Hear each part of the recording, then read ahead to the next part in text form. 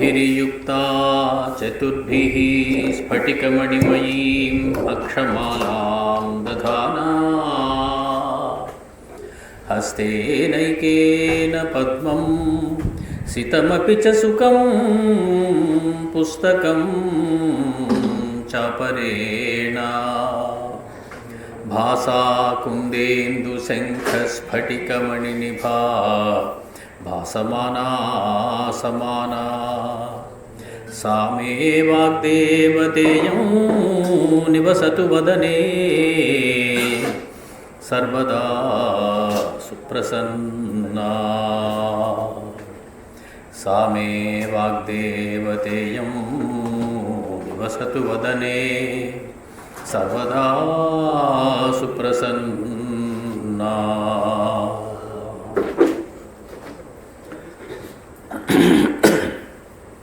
పెద్దలందరికీ నమస్కారం. వాల్మీకి రామాయణం అయోధ్యకాండలో ఉన్నాం. మనం అయోధ్యాకాండలో ఉన్నాం. ఇక్కడ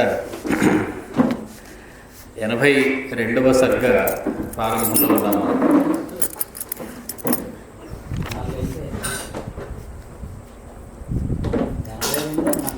ప్రారంభంలో ఉన్నాం. ఒక 4 శ్లోకాలు పూర్తి చేసుకున్నాం. కథా సందర్భం అందరికీ గుర్తుండే ఉంటుంది. భరతుడు మేనమామ గారి ఇంటి నుంచి వచ్చి తండ్రి యొక్క మరణ వార్తను విని, అలాగే తండ్రికి చేయవలసినటువంటి ఔర్ధ్వదేహికమైనటువంటి కర్మలన్నింటినీ చేసుకుని, ఆ తర్వాత మిక్కిలి బాధతో ఆ మరునాడు సభా ప్రాంగణంలోకి భరతుడు అడుగుపెట్టడం జరిగింది. ఆ సభ ఎలా ఉందయ్యా అంటే, సా విద్వజ్జన సంపూర్ణ సభా సురుచిరా తదా అదృశ్యత ఘనాపాయే పూర్ణచంద్రేవ శర్వరి. మేఘములు ఏమీ లేనప్పుడు చంద్రుడు ఎలాగా వెలిగిపోతూ ఉంటాడో ఆ రకంగా వెలిగిపోతున్నటువంటి సభలోకి వచ్చాడట భరతస్వామి. ఘనాపాయే అంటే మేఘములు వెళ్ళిపోయిన తర్వాత వచ్చినటువంటి ఉన్నట్టి ప్రకాశించేటువంటి చంద్రుడు. మా రామచంద్రమూర్తి నీలమేఘశ్యాముడు. మేఘం అంటే రామచంద్రుడే. మేఘం వెళ్ళిపోయిన తర్వాత చంద్రుడు అందంగా ఉంటాడా అందంగా ఉండడా అనేది మన యొక్క దృష్టికోణాన్ని బట్టి ఉంటుంది. రామచంద్రుడు అంతటి నీలమేఘం వెళ్ళిపోయిన తర్వాత ఆ చంద్రుడు అందంగా ఎలా ఉంటుంది అంటే, ఈ సభ అందంగా ఉన్నట్టా లేనట్టా? మామూలు మేఘాలు వెళ్ళిపోయిన చంద్రుడు అందంగా ఉన్నట్లుగా అందంగానే ఉంది. కానీ రామమేఘం వెళ్ళిపోయిన తర్వాత వెలవెలబోతున్న చంద్రుడి వలె వెలవెలబోతున్నది ఆ సభ. అటువంటి సభలోకి భరతుడు ప్రవేశించాడు. ఆయన యొక్క రాజ్ఞస్తు ప్రకృతి సర్వా సమగ్రా ప్రేక్ష్య ధర్మవిత్ ఇదం పురోహితో వాక్యం భరతం మృదుచా బ్రవీత్. అతడు తన మంత్రులతో కూడి వశిష్ఠ మహర్షి అతనితో మాట్లాడుతూ ఉన్నాడు. చాలా మృదువుగా మాట్లాడుతున్నాడు కుల పురోహితుడైనటువంటి వశిష్ఠ మహర్షి. తాత రాజా దశరథ స్వర్గతో ధర్మమాచరన్ ధనధాన్యవతీం స్ఫీతాం ప్రదాయ పృథివీం తదా తవ. నాయన భరత, మీ తండ్రి అయినటువంటి దశరథ మహారాజు గారు చాలా ధర్మాత్ముడు. అనేకమైనటువంటి ధర్మాలను ఆచరిస్తూ ఉన్నవాడై అతడు స్వర్గానికి వెళ్ళిపోయాడు. మనకి ఏమి మిగిల్చాడు అతడు అంటే, ధనధాన్యవతీం స్ఫీతాం అంటే మిక్కిలి సమృద్ధి కలిగినటువంటి, ధనధాన్యములతో మిక్కిలి సమృద్ధి కలిగినటువంటి ఈ అయోధ్య నగరాన్ని, ఈ పృథివీని మొత్తాన్ని నీ కోసం విడిచిపెట్టి అతడు సత్యపాలనా రూపమైనటువంటి ధర్మాన్ని ఆచరిస్తూ స్వర్గానికి వెళ్ళిపోయాడు మీ తండ్రి. తర్వాత ఎవరు? రామస్తథా సత్యధృతి సతాం ధర్మమనుస్మరన్ నాజహత్ పితురాదేశం శశీజ్యోత్స్నామి బోధితః. రామచంద్రమూర్తి సత్యధృతి అంటే సత్యమునందు ధృతి కలవాడు, ప్రీతి కలవాడు. ఆ ధర్మాన్ని మాత్రమే తలుచుకుంటూ అధర్మంగా ఉండకూడదు, ధర్మాన్ని మాత్రమే చేయాలి అనేటువంటి కోరికతోటి రామచంద్రుడు మిక్కిలి సత్యవాక్య పరిపాలన కలవాడై, అవతల వాళ్ళ సత్యాన్ని నిలబెట్టేటువంటి ప్రత్యయం కలవాడై అతడు తండ్రి యొక్క ఆదేశాన్ని విడిచిపెట్టకుండా శశీజ్యోత్స్నామి బోధిత, పూర్ణచంద్రుడిని ఏ రకంగా వెన్నెల వదిలిపెట్టదో ఆ రకంగా మా రామచంద్రమూర్తి ధర్మాన్ని కానీ సత్యాన్ని కానీ విడిచిపెట్టడు. కాబట్టి వెన్నెలని విడిచిపెట్టని చంద్రుడిలాగా మా రామచంద్రమూర్తి తండ్రి యొక్క ఆదేశాన్ని విడిచిపెట్టకుండా అతడు వెళ్ళిపోయాడు. తండ్రి యొక్క మాటని వినవడం అనేది పుత్రుడి యొక్క ప్రథమ ధర్మం. పుత్రుడు అని చెప్పడానికి ఏమిటి కారణం అంటే 3 కారణాలు చెప్తారు. ఈ కారణాలు ఉంటే వాడు అసలైన పుత్రుడయ్యా, లేకపోతే పుత్రుడు కాదు అని పెద్దలు ఒక అద్భుతమైనటువంటి మాట చెప్తారు. జీవతో వాక్యకరణాత్, జీవించి ఉండగా ఆ పుత్రుడు తండ్రి యొక్క మాటని యథాతథంగా నెరవేరుస్తూ ఉండాలి. జీవతో వాక్యకరణాత్ ప్రత్యబ్దం భూరి భోజనాత్, ప్రతి సంవత్సరము కూడా మానకుండా అతడికి పితృ శ్రాద్ధమైనటువంటి కర్మను పెట్టి అన్నదానం అనేది చేస్తూ ఉండాలి.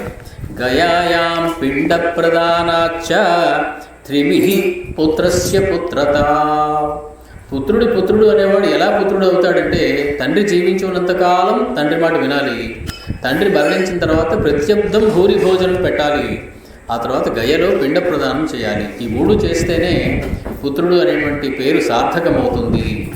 కాబట్టి రామచంద్రమూర్తి అతడు తండ్రి యొక్క మాటలు వినడం అనేది నిజమైనటువంటి పుత్రుడు. కాబట్టి తండ్రి యొక్క మాటలు వినడంలో జీవతో వాక్యకరణ, తండ్రి చెప్పినటువంటి మాటలు వినడం అనేటువంటి కార్యక్రమంలో భాగంగా అతడు తండ్రి మాటని ఉద్దేశించి తండ్రి ఆదేశాన్ని అనుసరించి అతడు అరణ్యానికి వెళ్ళాడు.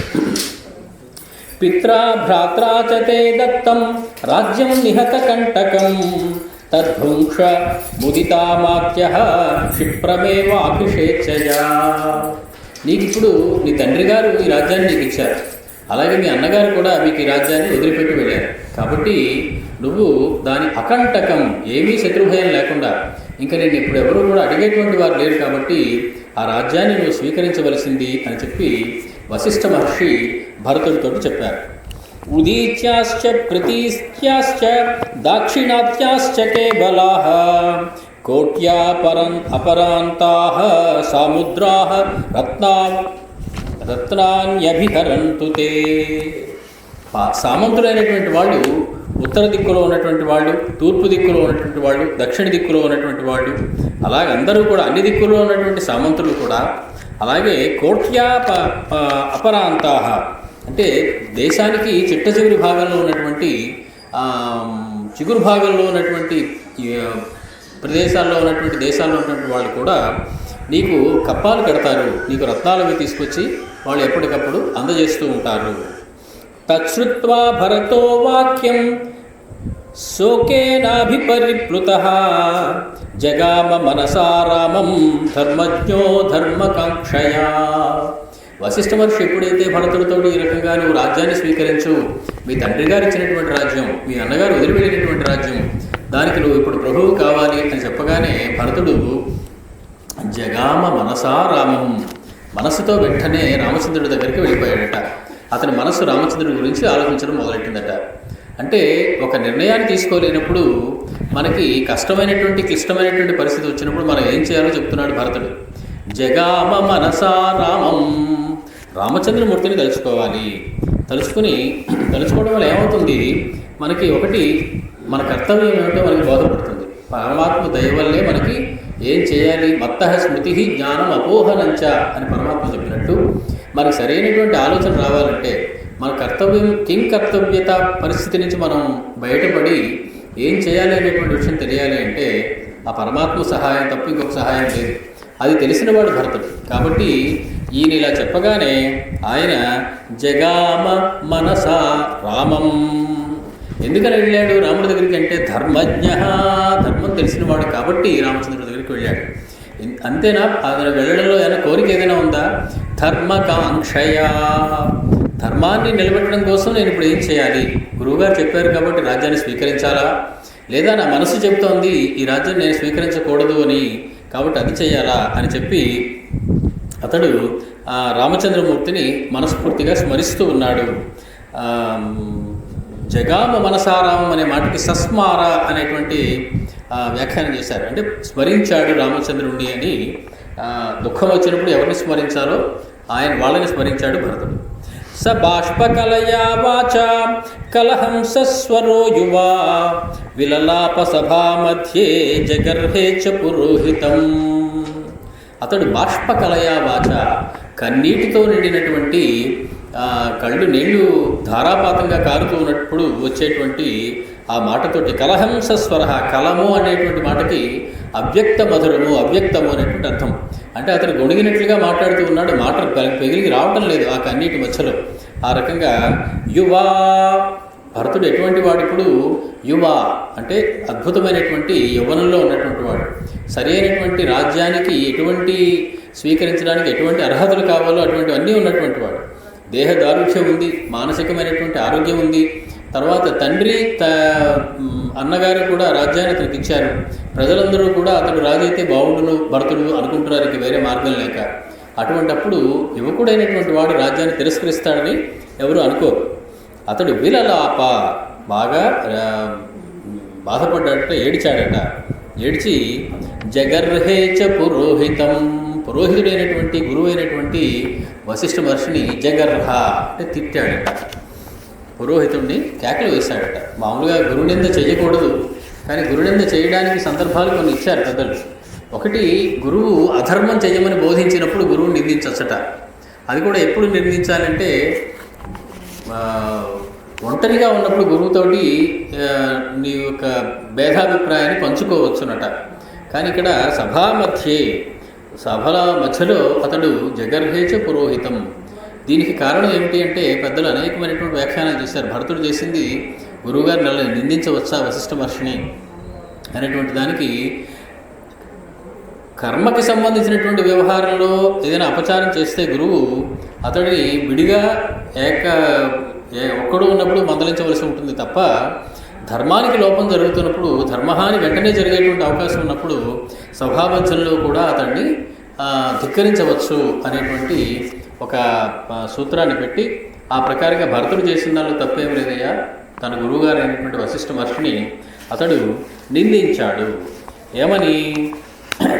చారిత్ర బ్రహ్మచర్యస్య విద్యాస్నాతస్య ధీమతః ధర్మే ప్రయతమానస్య కోరాధ్యం మద్విదో హరేత్.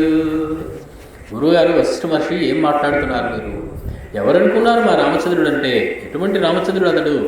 చారిత్ర బ్రహ్మచర్యస్య అంటే అనుష్ఠిత గురుకుల వాసస్య, చక్కగా గురుకుల వాసం చేసి బ్రహ్మచర్యంలో ఉండి సమస్తమైనటువంటి వేదాంగాలు నేర్చుకోవడమే కాకుండా అనేకమైనటువంటి ధనుర్విద్య, అస్త్ర విద్యలు వీటన్నింటినీ కూడా సంపాదించినటువంటి మా రామచంద్రమూర్తి విద్యాస్నాతస్య, అతడు అన్ని పరీక్షల్లోనూ కూడా ఉత్తీర్ణుడై సరైనటువంటి అభ్యాసం చేసినటువంటి విద్యలన్నీ కలవాడై, స్వాధీన విద్యలు కలవాడై, ధీమతః మిక్కిలి తెలివితేటలు కలవాడై, ధర్మే ప్రయతమానస్య ధర్మమునందు మాత్రమే చెలించకుండా ఉండేటువంటి మనసు కలవాడై ఉన్నటువంటి మా రామచంద్రుడు ఉండగా, కోమద్విధో రాజ్యం హరేత్, నాలాంటి వాడి రాజ్యాన్ని స్వీకరించడం ఏమైనా తప్పుతుందా? తప్పు కాదా? అది రాజ్యం స్వీకరించడం అంటలేదు, రాజ్యం హరేత్, రాజ్యాన్ని దొంగతనం చేయడం అవుతుంది అది. ఎందుకంటే నాకు కానిదాన్ని నేను తీసుకోవడం పేరే దొంగతనం.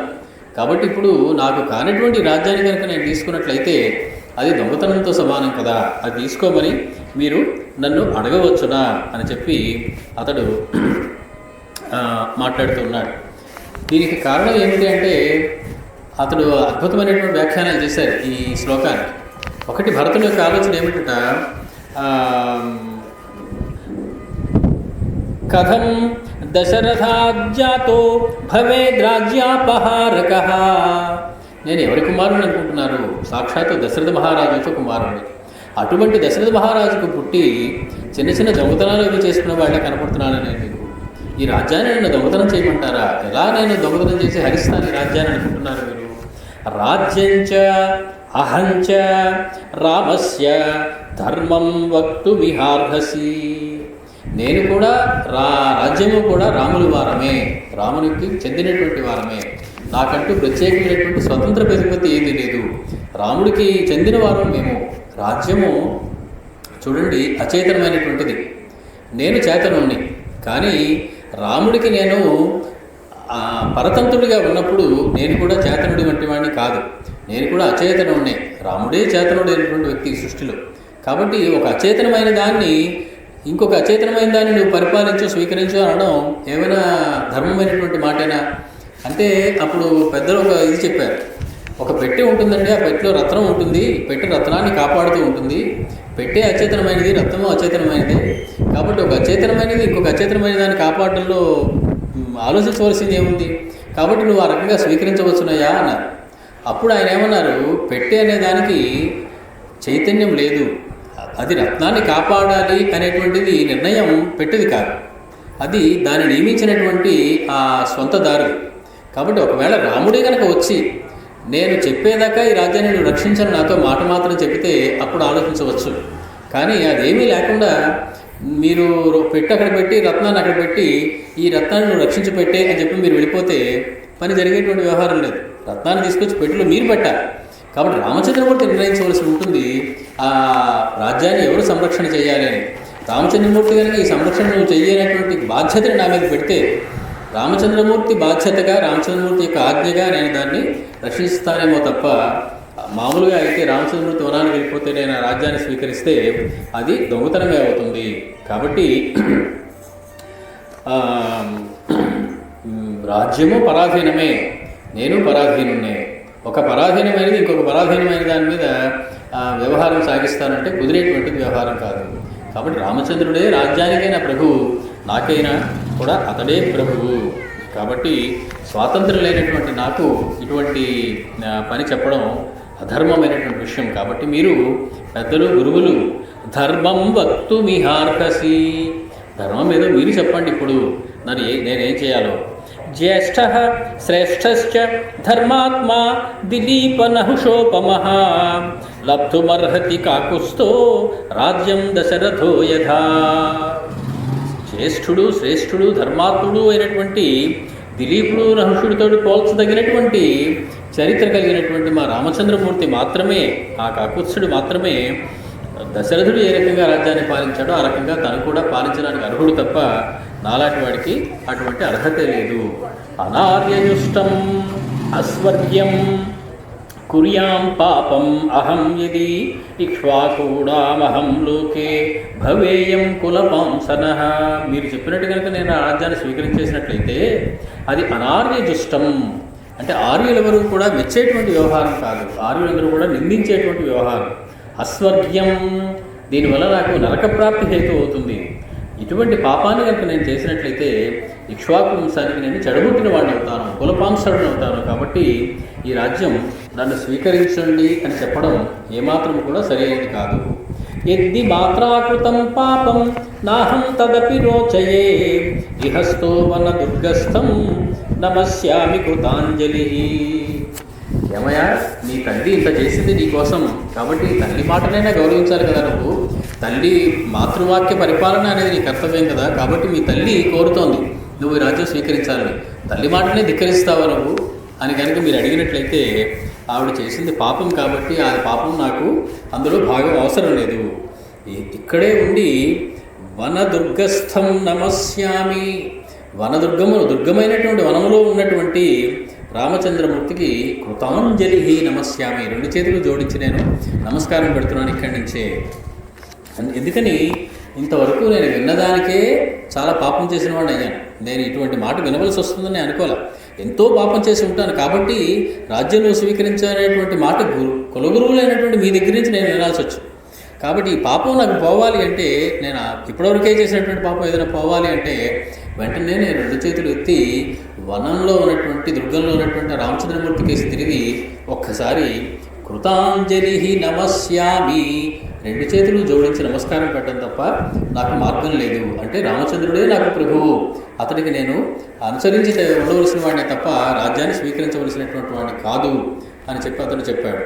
రామమేవ అనుగచ్చామ రాజా సద్విపదాంబరః త్రయాణామపి లోకానాం రాజ్యమర్హతి రాఘవః. నేను రాముడినే అనుసరించి వెళతాను. రాముడు అడవిలో ఉంటే నేను అడవిలోనే ఉంటాను నేను కూడా, అంతేగాని నేను రాజ్యంలోకి ఉండను. అతడు విపదాంబరః, మనుష్యులందరిలోనూ 2 పాదములు కలిగినటువంటి వారందరిలోనూ అందరిలోనూ కూడా శ్రేష్ఠుడైనటువంటి వాడు. కాబట్టి అతడే రాజు కావలసి ఉంది. ఈ అయోధ్యకే కాదు, ఈ సమస్త విశ్వానికే కాదు, త్రయాణామపి లోకానాం రాజ్యమర్హతి రాఘవః, సమస్త లోకములకు కూడా రాజు మా రామచంద్రుడే. అంటే రామచంద్రుడి యొక్క సర్వేశ్వరత్వాన్ని, పరమేశ్వరత్వాన్ని నేను గుర్తించాను సుమా అని చెప్పి భరతుడు ఆ గురువు గారికి ఆ సభలో నివేదన చేస్తూ ఉన్నాడు. తద్వాక్యం ధర్మ సంయుక్తం శ్రుత్వా సర్వే సభాసదః హర్షాత్ ముముచుః అశ్రూణి రామే విహిత చేతసః. మామూలుగా సభలో ఉన్న వాళ్ళని ఉద్దేశించి మనం సభికులు అనేటువంటి మాట వాడతాం. సభికులు అనేటువంటి మాటకి సభలో ఉన్నవారు అనేటువంటి అర్థం లేదు. సభికులు అంటే జోదగాళ్ళు, పేకాటు రాయుళ్ళు అని అర్థం. కాబట్టి ఇక్కడ అద్భుతమైనటువంటి మాట, దాని బదులు సభాసదః, సభలో ఉన్న వాళ్ళని సభాసదులు అనాలి, లేదా సభ్యులు అనాలి, అంతేగాని సభికులు అనేటువంటి మాట వాడకూడదు. అది మనం తెలియక అనేకసార్లు చేస్తుంటాం పొరపాటు. ఇక్కడ ఏమవుతోంది, ఈ ధర్మ సంయుక్తమైనటువంటి భరతుని యొక్క వాక్యం విని సభాసదులు లేదా సభ్యులు అందరూ కూడా హర్షాత్తు ముచుహు అశ్రూణి, ఆనంద బాష్పాలు కాల్చారట. ఆ కళ్ళ నుంచి వాళ్ళందరికీ కూడా నీరు వచ్చాయట ఆ భరతుని యొక్క మాటలు వినేటప్పటికి. యది త్వార్యం న శక్ష్యామి వినివర్తయితుం వనాత్ వనే తత్రైవ వత్స్యామి యథా ఆర్యో లక్ష్మణస్తథా. ఒకవేళ నేను ఆర్యుడైనటువంటి మా రామచంద్రమూర్తిని కనుక వెనక్కి తీసుకుని రాలేకపోతే వనం నుంచి, నేనే ఆ వనంలో ఉండిపోతాను. ఎలాగా అంటే ఆర్యుడైనటువంటి లక్ష్మణస్వామి వలె. లక్ష్మణుడిని ఆర్యుడు అని పిలవడం అదొక ఆశ్చర్యకరమైన విషయం. ఎందుకంటే భరతుడు పెద్దవాడు లక్ష్మణుడి కంటే. మామూలుగా ఆర్యుడు లక్ష్మణుడు అనడం ఎందుకన్నాడు అంటే, రాముని అనుసరించి వెళ్ళిన వాడు ఎవడో వాడే ఆర్యుడు, రాముని ధిక్కరించేవాడు ఎవడైతే ఉంటాడో వాడే అనార్యుడు. కాబట్టి మన దేశంలో ఇప్పటికీ కూడా ఆర్యులు అంటే రామభక్తి కలవాళ్లే ఆర్యులు. రాముని నిరసించేవారు వాళ్ళందరూ కూడా అనార్యుడి కింద లెక్క. కాబట్టి జ్యేష్ఠానువర్తి కాబట్టి అతడు ఆర్యుడు అని నేను అనుకుంటూ ఉన్నాను. కాబట్టి అటువంటి ఆర్యుడైనటువంటి లక్ష్మణస్వామి ఎలా వెళ్ళాడో నేను కూడా అలాగే వెళ్ళి రాముని యొక్క సేవ చేసుకుంటూ ఉంటాను. సర్వోపాయంతు వర్తిష్యే వినివర్తయితుం బలాత్ సమక్షమార్యమిశ్రాణం సాధూనాం గుణవర్తినాం. ఆర్యమిశ్రాణం అంటే పారిషదః సదస్యాః అని చెప్పి వ్యాఖ్యానం చేశారు. అంటే పరిషత్తులో ఉన్న వాళ్ళందరూ కూడా పారిషత్తులు, వాళ్ళకి ఆర్యమిశ్రులు అనేటువంటి పేరుందట. కాబట్టి ఈ సమస్తమైనటువంటి ఉపాయములతో కూడా ఎలాగో అలాగ నేను సమస్తమైనటువంటి సేనతో పాటు వెళ్ళి ప్రయత్నం చేసి రాముడిని వెనక్కి తీసుకుని వస్తాను. వీళ్ళందరూ చూస్తూ ఉండగా వీళ్ళందరి మధ్యలో వెళ్ళి రామచంద్రమూర్తిని నేను అడిగి తీసుకుని వస్తాను. రామచంద్రమూర్తి ఎవరైనా కన్నీరు కారిస్తే కరిగి గుండె కరిగిపోయి జాలిపడిపోయి వాడు అడిగి ఇచ్చేస్తాడు. నేను ఒక్కడే కన్నీరు కార్చను, లక్షల మంది జనంతో వెళ్ళి అందరి కన్నీటితోటి రామపాదాలను కడిగేస్తాం, వనాన్ని ముంచేస్తాం ఆ కన్నీటితోటి. అప్పుడు రామచంద్రమూర్తి ఒప్పుకుని కాదనలేక వచ్చి తీరుతాడు. కాబట్టి నేను వనానికి వెళ్ళదలుచుకున్నాను.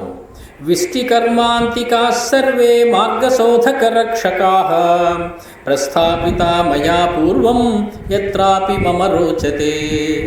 నేను అడవికి వెళ్ళాలనుకుంటున్నాను కాబట్టి అడవికి వెళ్ళే మార్గం అంతా శుభ్రం చేయండి అని చెప్పి ఇదివరకే కొంతమందిని నేను ఏర్పాటు చేసి పంపించి ఉంచాను. కాబట్టి విష్టికర్మాంతికా సర్వే, విష్టికులు అంటే వాలంటీర్స్ అనేటువంటి అర్థం చెప్పుకోవచ్చు. అంటే జీతభృత్యములు తీసుకోకుండా పనిచేసేటువంటి వాళ్ళని విష్టికులు అంటారు. కర్మాంతిక అంటే కర్మ చేసి దానికి తగినటువంటి కర్మోపజీవక అంటే కర్మాన్ని చేసి దాని నుంచి ధనాన్ని ఆర్జించి జీవించేవాడు. సో ఈ ఇద్దరు అంటే వాలంటీర్స్ని పంపించాను, ధనాన్ని తీసుకుని చేసేటువంటి ఉద్యోగస్తుల్ని కూడా నేను పంపించాను. మార్గశోధక రక్షకాః, మార్గాన్ని శుభ్రం చేసి వాటిని రక్షించేటువంటి వాళ్ళని కూడా నేను పంపించాను. కాబట్టి నేను అడవికి వెళ్ళే మార్గం ఇప్పటికే సిద్ధం చేయబడుతూ ఉన్నది. ఈ విషయం బహుశా వశిష్ఠుడికి తెలియదు అనుకుంటారు. తెలిస్తే ఆయన రాజ్యాన్ని నువ్వు స్వీకరించు అని చెప్పి ఉండేవాడు కాదేమో సభ అందరి మధ్యలో. ఏవముక్త్వా తు ధర్మాత్మా భరతో భ్రాతృవత్సలః సమీపస్థం ఉవాచేదం సుమంత్రం మంత్రకోవిదం. పక్కనే ఉన్నటువంటి మంత్రజ్ఞుడైనటువంటి సుమంత్రుడి కేసి తిరిగి భరతుడు ఈ రకంగా చెప్తూ ఉన్నాడు. తూర్ణముత్థాయ గచ్చత్వం సుమంత్ర మమ శాసనాత్. ఓ సుమంత్ర, వెంటనే లేచి బయలుదేరు, ఇది నా యొక్క శాసనం. యాత్రామాజ్ఞాపయ క్షిప్రం బలం చైవ సమానయ. భరతుడు యాత్రకి బయలుదేరుతున్నాడు వనానికి అని చెప్పి చాటింపు వేయించు, అందరికీ తెలియజేయి, సేనలందరినీ కూడా సిద్ధం చెయ్యి. ఏవ ముక్త సుమంత్రస్తు భరతేన మహాత్మనా పృష్టః తదా దిశత్ సర్వం యథా సందిష్టమిష్టవత్. భరతుని యొక్క ఇష్టారూపమైనటువంటి సందేశాన్ని అందరికీ చేరవేసేటట్టు ఏర్పాటు చేశాడు సుమంత్రుడు. వెంటనే అందరికీ కూడా కబురు పెట్టబడింది. తాః ప్రహృష్టాః ప్రకృతయః బలాధ్యక్షాః బలస్య చ శ్రుత్వా యాత్రాం సమాజ్ఞప్తాం రాఘవస్య వివర్తనే. రాముణ్ణి తిరిగి వెనక్కి తీసుకురావడం కోసం ఒక యాత్ర బయలుదేరుతూ ఉన్నది అని తెలియగానే ఆనందోత్సాహంతో ప్రజలందరూ కూడా గబగబ అన్నీ కూడా సర్దేసుకుని, సామాన్లు చుక్కటి బట్టలు కట్టేసుకుని, రామదర్శనం మళ్ళీ జరుగుతుంది, మనందరం వెళ్దామని చెప్పి వాళ్ళందరూ కూడా అంతఃపురంలోకి 4 రోడ్ల నుంచి జనాలు వచ్చేస్తున్నారు అంతఃపురం దగ్గరికి. తతో యోధాంగనా సర్వాః భర్తॄన్ సర్వాన్ గృహే యాత్రాగమనమాజ్ఞాయ త్వరయంతి స్మ హర్షితాః. ఇంట్లో ఆడవాళ్ళందరూ కూడా మగవాళ్ళని తొందర పెడుతూ ఉన్నారట. ఏమండి, రామచంద్రుడి దగ్గరికి అందరూ వెళ్తున్నారు, మీరు ఇంకా తయారవలేదేంటి? మీరు గబగబా బట్టలు కట్టుకుని సిద్ధం కావండి, మీకు తగినటువంటి భోజన పానీయాలని నేను సిద్ధం చేసేసి ఉంచానప్పుడే, ఇవి తీసుకుని మీరు త్వరపడి వెళ్ళండి అని చెప్పి మిక్కిలి ఆనందంతో గృహిణులందరూ కూడా భర్తల్ని త్వరయంతి తొందర చేస్తూ ఉన్నారట. తే హయైః గోరధైః శీఘ్రైః స్యందనైశ్చ మహాజవైః సహయోధైః బలాధ్యక్షా బలం సర్వమచోదయన్.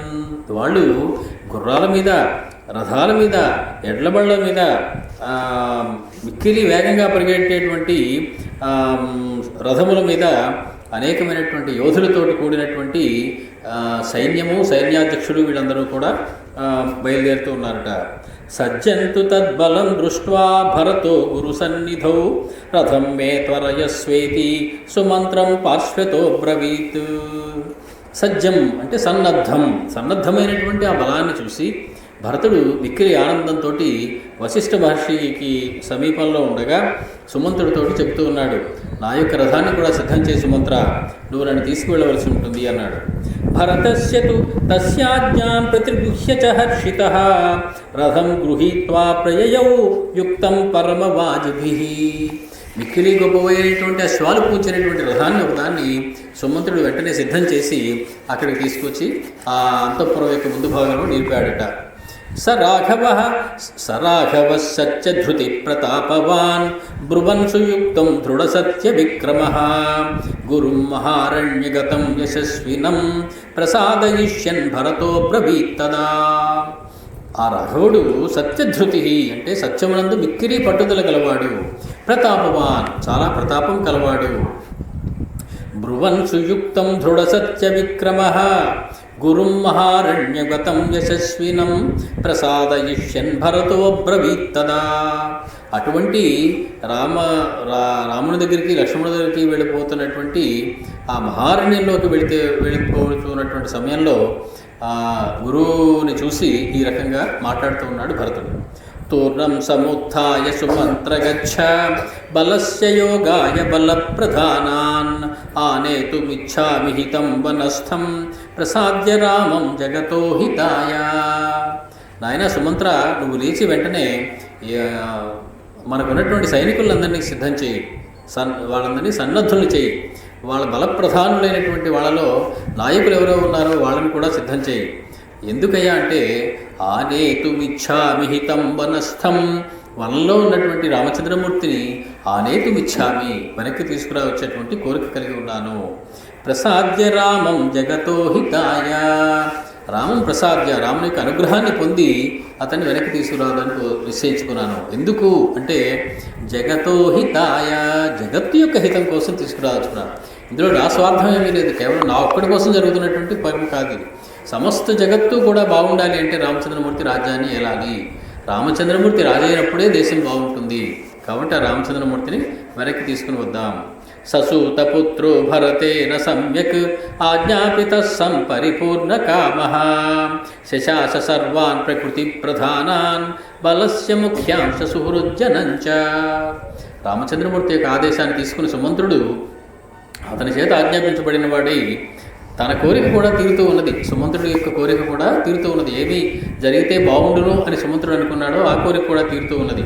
అతడు సమస్తమైనటువంటి ఇతర మంత్రులని, శాఖల యొక్క ప్రధాన అధ్యక్షులని, వాళ్ళందరినీ కూడా తన యొక్క స్నేహితుల్ని, రాముని యొక్క స్నేహితుల్ని అందరినీ కూడా సిద్ధం చేయడానికి వెళ్ళాడు. తతస్సముత్థాయ కులే కులేతే రాజన్య వైశ్యావృషలాశ్చ విప్రాహ ఆయుయుజస్ ఉష్టరథాన్ ఖరాంశ్చ నాగాన్ హయాంశ్చైవ కుల ప్రసూతాన్. కులము అంటే గృహము అని అర్థం. కులము అంటే మనం ఈ రోజుల్లో కులాలు మతాలు అనుకుంటాం, అది కాదు. కులం అనే మాటకి సంస్కృతంలో గృహము అని అర్థం. ప్రతి గృహంలో కూడా అక్కడ ఉన్నటువంటి క్షత్రియులు, వైశ్యులు, బ్రాహ్మణులు, ఇతర వర్ణాల వాళ్ళందరూ కూడా తమకి తగినటువంటి వాహనాల్లో, కొంతమంది ఒంటెలు పూడ్చినటువంటి రథాలు ఎక్కారట, కొంతమంది కంచర గాడిదలు పూడ్చినటువంటి రథాలు ఎక్కారట. వాళ్ళ స్థాయిని బట్టి ఆయా రకరకాలైనటువంటి కొంతమంది ఏనుగుల మీద, కొంతమంది గుర్రాల మీద కూడా గబగబా బయలుదేరి వస్తూ ఉన్నారట. తతస్సముత్థిత కాల్యమాస్థాయ చందనోత్తమం ప్రయయౌ భరతః శీఘ్రం రామదర్శన కాంక్షయా. అతడు వెంటనే లేచి భరతుడు చందనోత్తమం, మిక్కిలి ఉత్తమమైనటువంటి ఆ రథము దగ్గరికి వెళ్ళి శీఘ్రం రామదర్శన కాంక్షయ, వీలైనంత వెంటనే రామచంద్రుడు చూడాలి అనేటువంటి కోరికతోటి భరతుడు ఆ రథం దగ్గరికి వెళ్ళాడు. అగ్రత ప్రయయు తస్య సర్వే మంత్రి పురోధసః అధిరుహ్య హయైః యుక్తాన్ రథాన్ సూర్యరథోపమాన్. అతనికంటే ముందుగా సమస్తమైనటువంటి మంత్రులు వీరందరూ కూడా భరతుడి కన్నా ముందుగానే వాళ్ళు ప్రయాణం మొదలుపెట్టారట. వాళ్ళు నడుస్తూ ఉన్నారు, వారి వెనకాల భరతుడు నడుస్తూ ఉన్నాడు. వారందరూ కూడా గుర్రముల మీద, బాగా బంగారంతో చేయబడినటువంటి అనేక రకములైనటువంటి ప్రకాశించే రథముల మీద కూడా వెళుతూ ఉన్నారు. వీరితో పాటు నవనాగ సహస్రాణి, నాగము అంటే ఏనుగు. ఎన్ని ఏనుగులు వెళ్ళాయండి అంటే నవనాగ సహస్రాణి, 9,000 ఏనుగులు వెళుతూ ఉన్నాయట. కల్పితాని యథావిధి అంటే ఇంకా చాలా ఏనుగులు వెనకాల ఉండిపోయాయి అన్నమాట.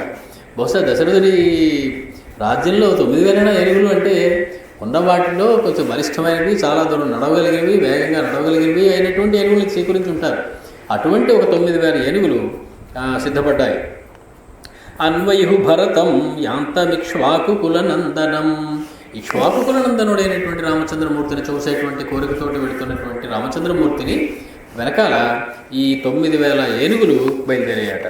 షష్ఠీరథ సహస్రాణి ధన్వినో వివిధాయుధాః అన్వయు భరతం వ్యాంతం రాజపుత్రం యశస్వినం. ఆ రాజపుత్రుడైనటువంటి భరతుడు వెనకాల ఇంకా ఎవరు వెళుతున్నారంటే షష్ఠీరథ సహస్రాణి. షాకి టావత్తు, మామూలు టావత్తు పెడితే 60 అని అర్థం. ఠావత్తు చుక్క పెట్టి, బొడులో చుక్క అనేటువంటి ఠావత్తు పెడితే 6 అని అర్థం. కాబట్టి షష్ఠీరథ సహస్రాణి, 6,000 రథములు, 6,000 రథములు ఇప్పుడు వెళుతున్నాయి. వాటిల్లో ధన్వినః వివిధాయుధాః, అనేకమైనటువంటి రకరకములైనటువంటి ఆయుధములు ధరించినటువంటి విలుకాండ్లు కూడా దానిలో ఎక్కారు. శతం సహస్రాణ్యశ్వానాం సమారూఢాని రాఘవం. అశ్వముల మీద ఎక్కినటువంటి రౌతులు ఎంతమంది? శతం సహస్రాణి, 1,00,000 అశ్వములు, వాటి మీద అశ్వాలని నడిపించేటువంటి రౌతులు. అన్వయు భరతం యాంతం సత్యసంధం జితేంద్రియం. సత్యసంధుడు, జితేంద్రుడు అయినటువంటి భరతుడిని అనుసరించి వాళ్ళందరూ కూడా బయలుదేరి వెళ్తూ ఉన్నారు. కైకేయీ చ సుమిత్రా చ కౌసల్యా చ యశస్విని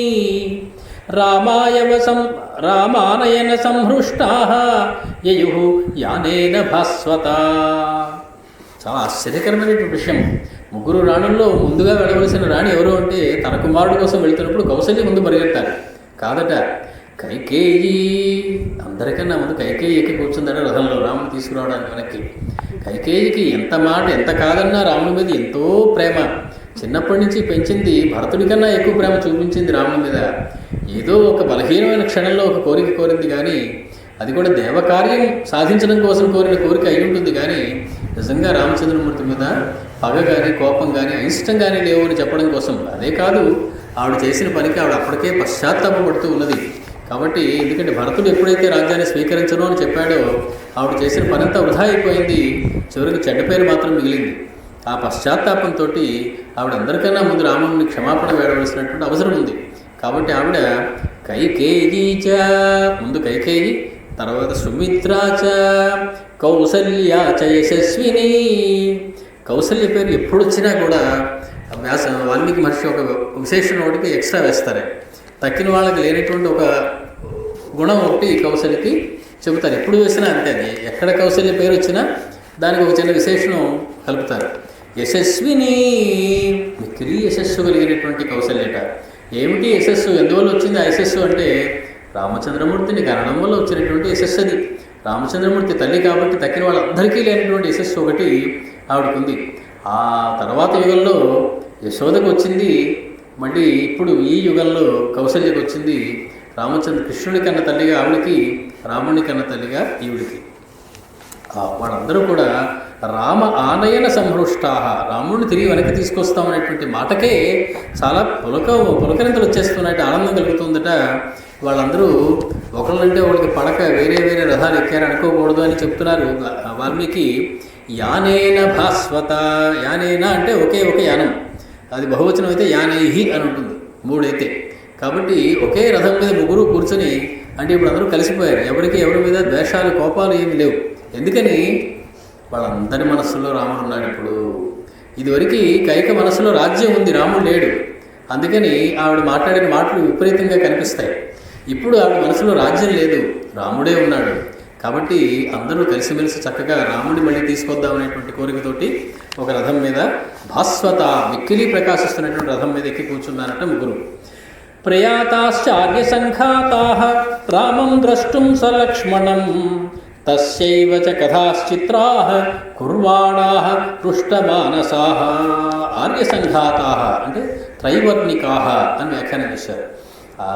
అన్ని వర్ణముల వారు కూడా రామచంద్రుని, లక్ష్మణుడితో కూడినటువంటి రామచంద్రమూర్తిని దర్శనం చేసుకోవాలి అనేటువంటి కోరికతోటి అతనికే సంబంధించినటువంటి అనేకమైనటువంటి విచిత్రమైనటువంటి రామ సంబంధమైనటువంటి కథలని చెప్పుకుంటూ పృష్టమానసాహ, మిక్కిలి సంతోషించిన మనసులు కలవారై వెళుతూ ఉన్నారట.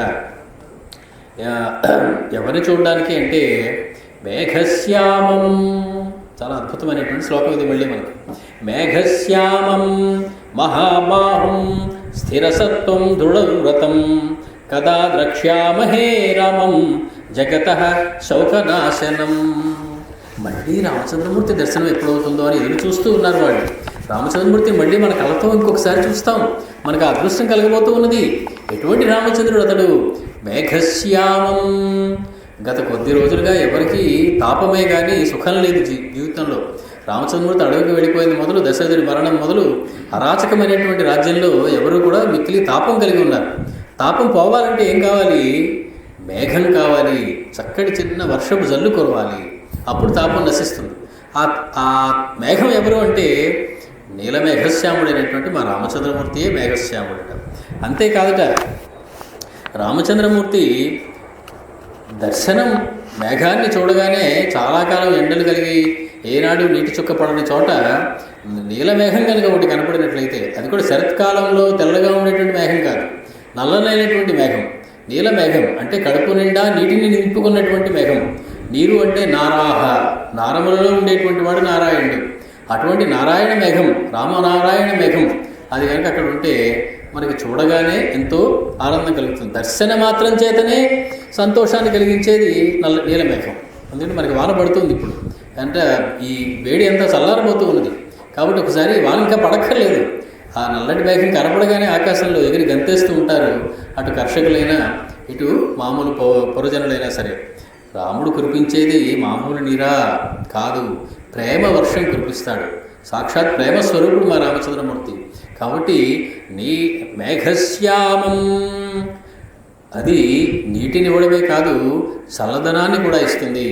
అంతవరకు ఉన్నటువంటి సూర్యుడిని నల్లని మేఘం కనుక అడ్డం వచ్చిందంటే ఆ తాపం అంతా కూడా అదే పోతుంది. మేఘాన్ని మనం చూడకపోయినా పర్వాలేదు, అది తాపాన్ని పోగొట్టేటువంటి శక్తి కలిగి ఉంటుంది. కాబట్టి మనకి రామచంద్రమూర్తి సమీపిస్తున్నాడు అనగానే, ఇంకా దూరంలో కనపడగానే చాలా ఆనందం వచ్చేస్తుందిట. రామచంద్రమూర్తి దగ్గరికి వెళ్ళి దర్శనం చేసుకోక్కర్లేదుట. ఎక్కడో దూరంగా రామచంద్రమూర్తి ఉన్నాడంటే అక్కడ దాకా నడుస్తున్నాం అంటే అక్కడ ఉన్నాడు రామచంద్రమూర్తి అనగానే వాళ్ళకి సమస్తమైనటువంటి తాపాలు పోతాయి. ఏ రకంగా అయితే మేఘం మనకు సమీపంలో ఉండదు, చాలా దూరంగా ఉంటుంది. అయినా దాన్ని చూసిన వెంటనే ఏ రకంగా మనకి మనసులో ఒక ఉత్సాహం వస్తుందో ఆ రకంగా రామచంద్రమూర్తిని చూడగానే ఉత్సాహం. అందుకని ఆయన మేఘశ్యాముడైనటువంటి రామచంద్రమూర్తి చూడాలి అనుకుంటున్నారట. మహాబాహుం అంటే విశాలమైనటువంటి బాహువులు కలవాడు. రామచంద్రమూర్తి ఎందుకయ్యా అంతటి విశాలమైనటువంటి బాహువులు ఉన్నాయంటే చెప్తారు పెద్దలు, మనని సంసారంలోంచి బయటికి ఎత్తి పడేయాలట ఒక్కడని. దాన్ని తీయాలంటే బలిష్టమైనటువంటి బాహువులు ఉండాలంటే రామచంద్రమూర్తికి. అందుకోసం ఈ సంసార సాగరంలోంచి జనుల్ని ఉద్ధరణ చేయడం కోసం ఉన్నాయా అన్నట్లుగా మిక్కిలి విశాలమైనటువంటి బాహువులు, బలిష్టమైనటువంటి బాహువులు కలబట్టి ఆ రామచంద్రమూర్తిని. స్థిరసత్వం అంటే పట్టుదల గలవాడు, దృఢవ్రతుడు. అతడు తనని చేసిన పనికి, చేసిన నిర్ణయానికి కట్టుబడి ఉంటాడు. సత్యం కోసం ఎవరు ఎన్ని చెప్పినా కూడా సత్యాన్ని కాపాడాలి, ధర్మాన్ని కాపాడాలి అనే విషయం మీద స్థిరంగా ఉంటాడు. అటువంటి విషయంలో దృఢవ్రతుడు అంటే ఆయనకు ఒకటే వ్రతం, అభయం సర్వభూతేభ్యో దదామి ఏతద్వ్రతం మమ. ఎవరు నాకు నేను నీవాణ్ణి అని ఒక్కసారి అనుకున్న యథాలాపంగా వారందరికీ కూడా నేను అభయమిస్తాను. సమస్తమైన జంతువులలోనూ ఎవరు కోరినా సరే నేను అభయమిస్తాను. సమస్తమైన జంతువుల నుంచి ఎవరికి ఆపద లేకుండా నేను చూస్తాను. ఇది నా వ్రతం అని చెప్పుకున్నటువంటి రామచంద్రమూర్తి కాబట్టి అతడు దృఢవ్రతుడు. అతడిని కదా ద్రక్ష్యామహే రామం, ఎప్పుడు చూస్తామో కదా. రామచంద్రమూర్తి అయోధ్యలో ఉన్నప్పుడు రామచంద్రమూర్తిని మనం చూడలేకపోయినా, అలా వెళుతూ రామచంద్రమూర్తి మనకేసి ఒక్కసారి చూడకపోయినా ఎవడిని వాడి తిట్టుకునేవాట, బయట వాళ్ళు తిట్టడం కాదట. వెధవ బ్రతుకు పుట్టాను, అనవసరమైన బ్రతుకు నాకు.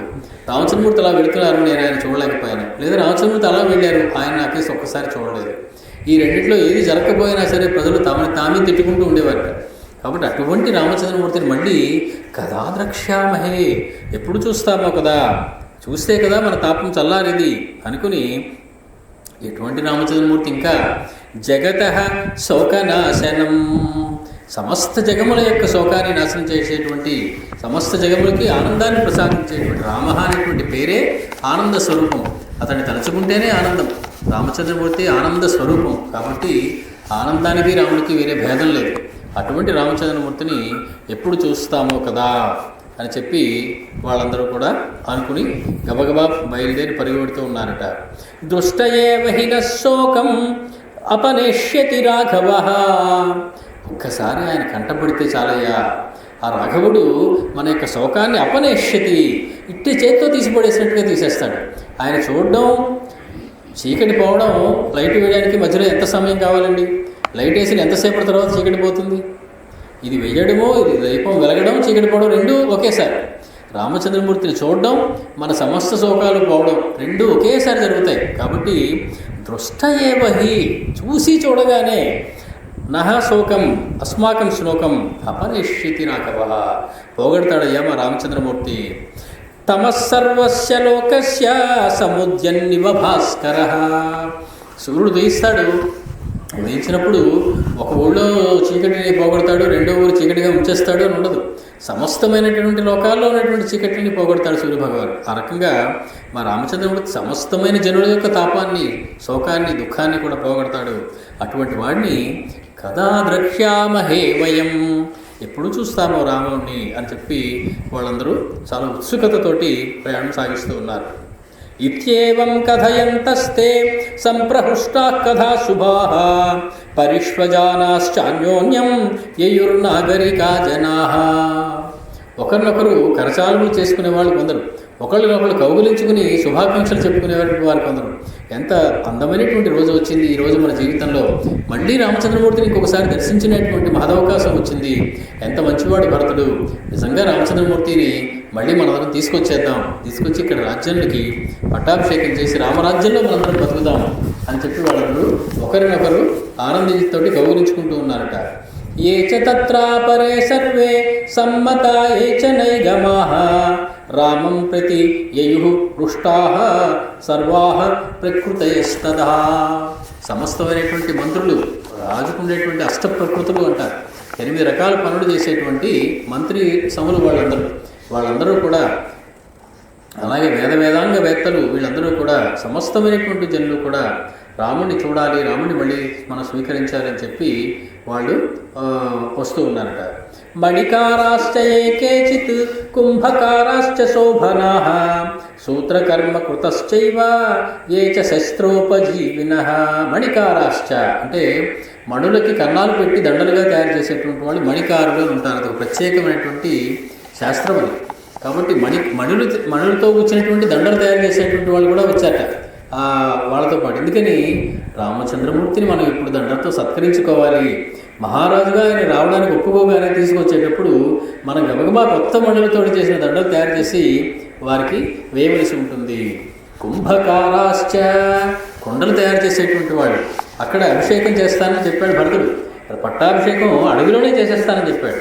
కాబట్టి అక్కడ కావలసినటువంటి చిన్న మట్టితో తయారు చేసినటువంటి కుండలు ఇవన్నీ కూడా అవసరం అవుతాయి అక్కడ చేసేటువంటి పుణ్య లేదా శుభ కర్మలకి. ఆ కర్మ చేయడానికి అవసరమైనటువంటి తయారు చేయడం కోసం. అంతేకాదు దానిలో వెళ్ళేటువంటి వాళ్ళకి బోల్డెన్ని ఆహార పానీయాలు, నీళ్లు అన్నీ అందించవలసి ఉంటుంది చల్లని. కాబట్టి కొండలు తయారు చేసేటువంటి వాళ్ళు. సూత్రకర్మ కృతశ్చైవ అంటే చేనేత కార్మికులు. ఎవరికైనా బట్టలు చిరిగిపోతే అక్కడికక్కడ వేసి వాళ్ళు ఇచ్చేస్తూ ఉంటారన్నమాట. వాళ్ళందరూ కూడా ఈ ప్రయాణంలో భాగం తీసుకుంటూ ఉన్నారు. అలాగే శస్త్రోపజీవినః రకరములైనటువంటి సాధనాలు, పనిముట్లు వాడేటువంటి వాళ్ళందరూ కూడా అందులో ఉన్నారు. మాయూరకాః క్రాకచికాః రోచకాః వేధకాస్తథా దంతకారాః సుధాకారాః తథా గంధోపజీవినః. మాయూరకములు అంటే నెమలి పింఛంతో చేసినటువంటి విసనకర్రకి మాయూరకం అని పేరు. నెమలి పింఛములతోటి విసనకర్రలు తయారు చేసేటువంటి వాడు. రామచంద్రమూర్తి వచ్చేటప్పుడు ఆయన పట్టాభిషేకం చేసిన వెంటనే పెద్ద పెద్ద విసనకర్రలు తయారు చేయవలసి ఉంటుంది నెమలి పింఛములతో. ఎవరో వాడేసినటువంటి విసనకర్రలు పట్టుకుంటే కుదరదు. కాబట్టి నెమలి పింఛములతో విసనకర్రలు తయారు చేసేయడంలో నేర్పున్నటువంటి వాళ్ళు కొంతమంది కూడా దానిలో ఉన్నారు సమూహంలో. అలాగే క్రాకచికాః అంటే విసనకర్రలు అవి తయారు చేసేటువంటి వాడు. రోచకాః మెరుగుపెట్టేటువంటి వాడు. ఏదో కొన్ని రకాల పనిముట్లు కానీ, సాధనాలు కానీ, పాత్రలు కానీ వాళ్ళు గబగబా మెరుగుపెట్టి కొత్తగా తయారు చేసేస్తారు వాళ్ళు. అలాగే మెరుగుపెట్టేటువంటి వాళ్ళు. వేధకాస్తథా వేధకాః అంటే అలాగే కన్నాలు పెట్టేటువంటి వాళ్ళట. ఎక్కడైనా ఏదైనా 2-3 కలిపి కట్టాల్సి వస్తే దానికి కన్నం పెట్టడంలో నిపుణులైనటువంటి వాడు. దంతాకారాః ఏనుగు దంతంతో రకరకములైనటువంటి ఆభరణములు, కిరీటములు, ఆయుధాలు తయారు చేసేటువంటి వాడు. సుధాకారాః అంటే వెళ్ళవేసేటువంటి వాడు. గబగబా ఏదైనా కడితే, గోడ ఏదైనా కడితే దానికి గబగబా వచ్చి వాళ్ళు ప్లాస్టింగ్ చేసి వెళ్ళవేసి వెళ్ళిపోతూ ఉంటారు. అలాగే గంధోపజీవినః గంధం అమ్ముకుని బతికేవాడు. ఏమంటే మంచి సుగంధం ఉంది మా దగ్గర కాబట్టి గంధోపజీవికాః గంధం తీసుకోండి. మనకి భాగవతంలో కుబ్జ ఒక అందమైనటువంటి గంధోపజీవి, గంధాన్ని అమ్ముకుని జీవించేటువంటి వ్యక్తి. అలాగే గంధోపజీవులందరూ కూడా అందులో బయలుదేరారు. ఎందుకంటే వాళ్ళు రామచంద్రమూర్తికి పట్టాభిషేకం అవ్వగానే అడవిలో చక్కటి నూతనమైనటువంటి గంధాన్ని అరగదీసి మైపోతగా ఇవ్వవలసి ఉంటుంది సీతారాములిద్దరికీ. సువర్ణకారాః ప్రఖ్యాతాస్తథా కంబళధావకాః కంబళములు తయారు చేసేటువంటి వాళ్ళు. అంటే వెళ్ళేటువంటి దారిలో ఎవరికైనా చలి వేసినట్లయితే రకరకములైనటువంటి కంబళలు తయారు చేసేటువంటి వాళ్ళు, నేర్పడితనం కలవాళ్ళు. స్నానకోచ్ఛాదకాః వైద్యాః ఇంతమంది జనం వెళుతున్నారు. ఎవరికి ఎప్పుడు కడుపు నొప్పి వస్తుందో, ఎవరికి ఎప్పుడు కాలు నొప్పి వస్తుందో తెలియదు. కొంతమంది వైద్యులు ఉన్నారు దానిలో. స్నానకోచ్ఛాదకాః అంటే స్నానం చేయించడంలో నిపుణులట వాళ్ళు. అటువంటి వాళ్ళు. ధూపకాః అనేకమైనటువంటి ధూపములు తయారు చేసి మంచి సుగంధాలు వచ్చేటట్టు చేసేవాళ్ళు.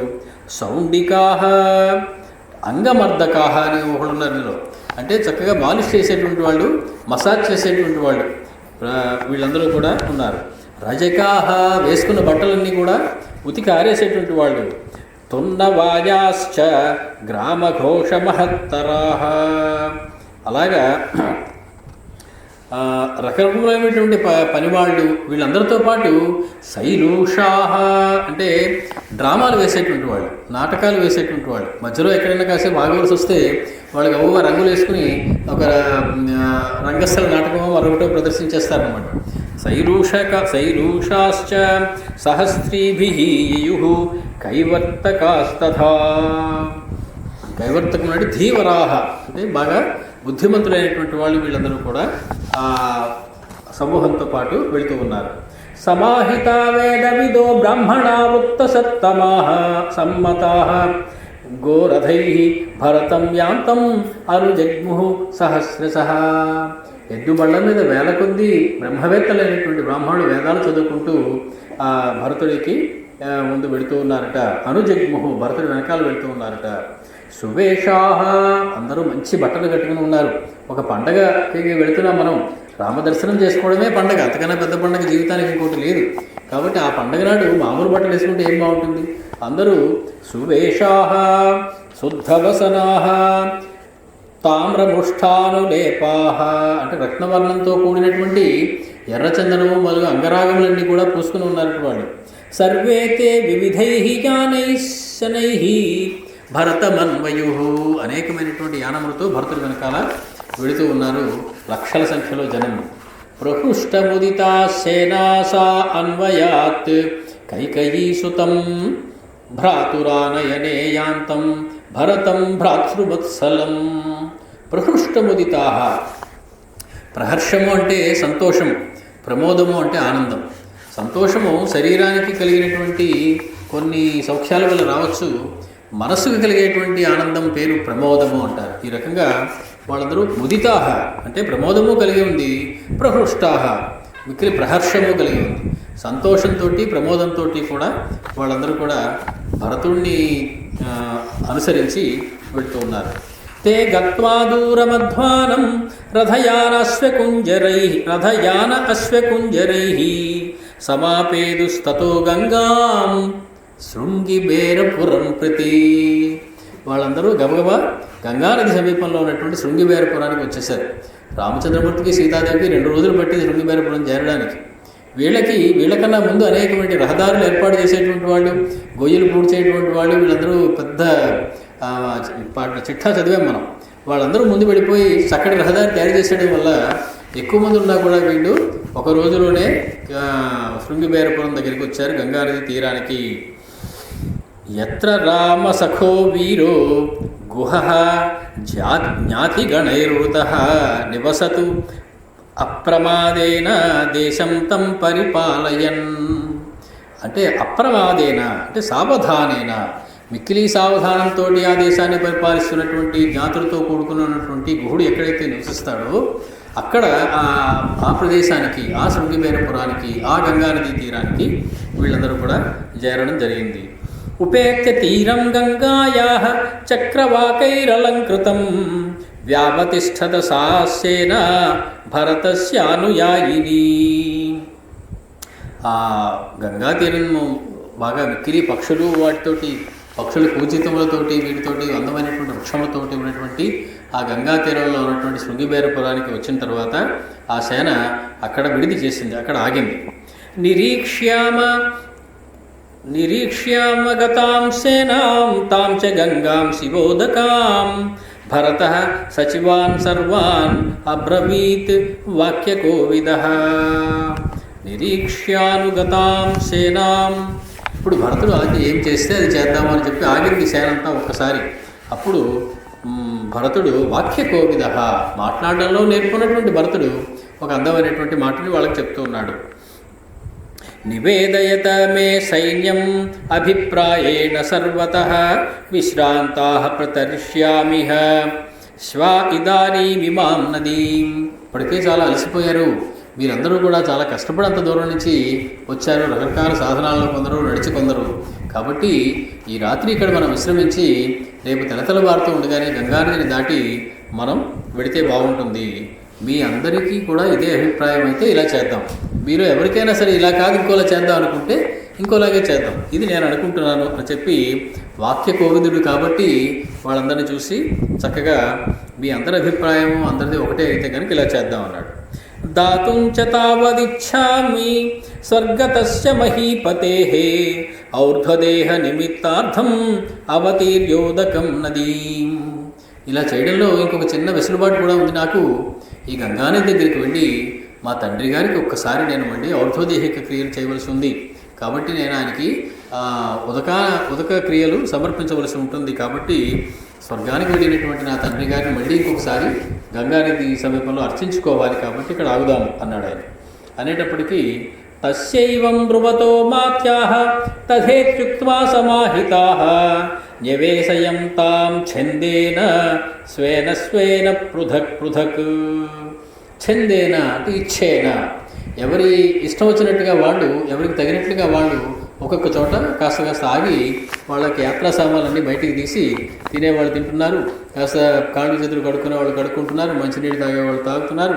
వాళ్ళందరూ కూడా కాస్త విశ్రాంతి స్థితిలోకి వస్తూ ఉన్నారు. నివేశ్య గంగామనుతాం మహానదీం చముం విధానైః పరిబర్హశోభినీం ఉవాస రామస్య తదా మహాత్మనో విచింతయానో భరతో నివర్తనం. వాళ్ళందరూ ఎవరి పనుల్లో వాళ్ళు ఉన్నారు, కానీ భరతుడు మాత్రం ఒకటే ఆలోచనట. ఏమిటి? నివర్తనం. రామచంద్రమూర్తిని ఎలా వెనక్కి తీసుకురావాలి, అన్నగారిని ఎలా ఒప్పించాలి, అన్నగారి నా మాటని దాటకుండా ఉండేలాగా ఏం చేయాలి, నేనేం మాట్లాడాలి, వశిష్ఠ మహర్షి ఏం చెప్పాలి, మా తల్లులు ఏం చెప్పాలి, ఎవరు ఏం చెప్తే రామయ్య వింటాడు, విని నువ్వు చెప్పింది బాగుందయ్యా నేను వచ్చేస్తాను అని చెప్పి మళ్ళీ వేచకు వచ్చేస్తాడు అని చెప్పి ఆలోచిస్తూ ఉన్నాడట భరతస్వామి. తతో నివిష్టాం భజనీం గంగామన్వాశ్రితాం నదీం నిషాదరాజో దృష్ట్వైవ జ్ఞాతీన్ సంత్వరితో బ్రవీత్.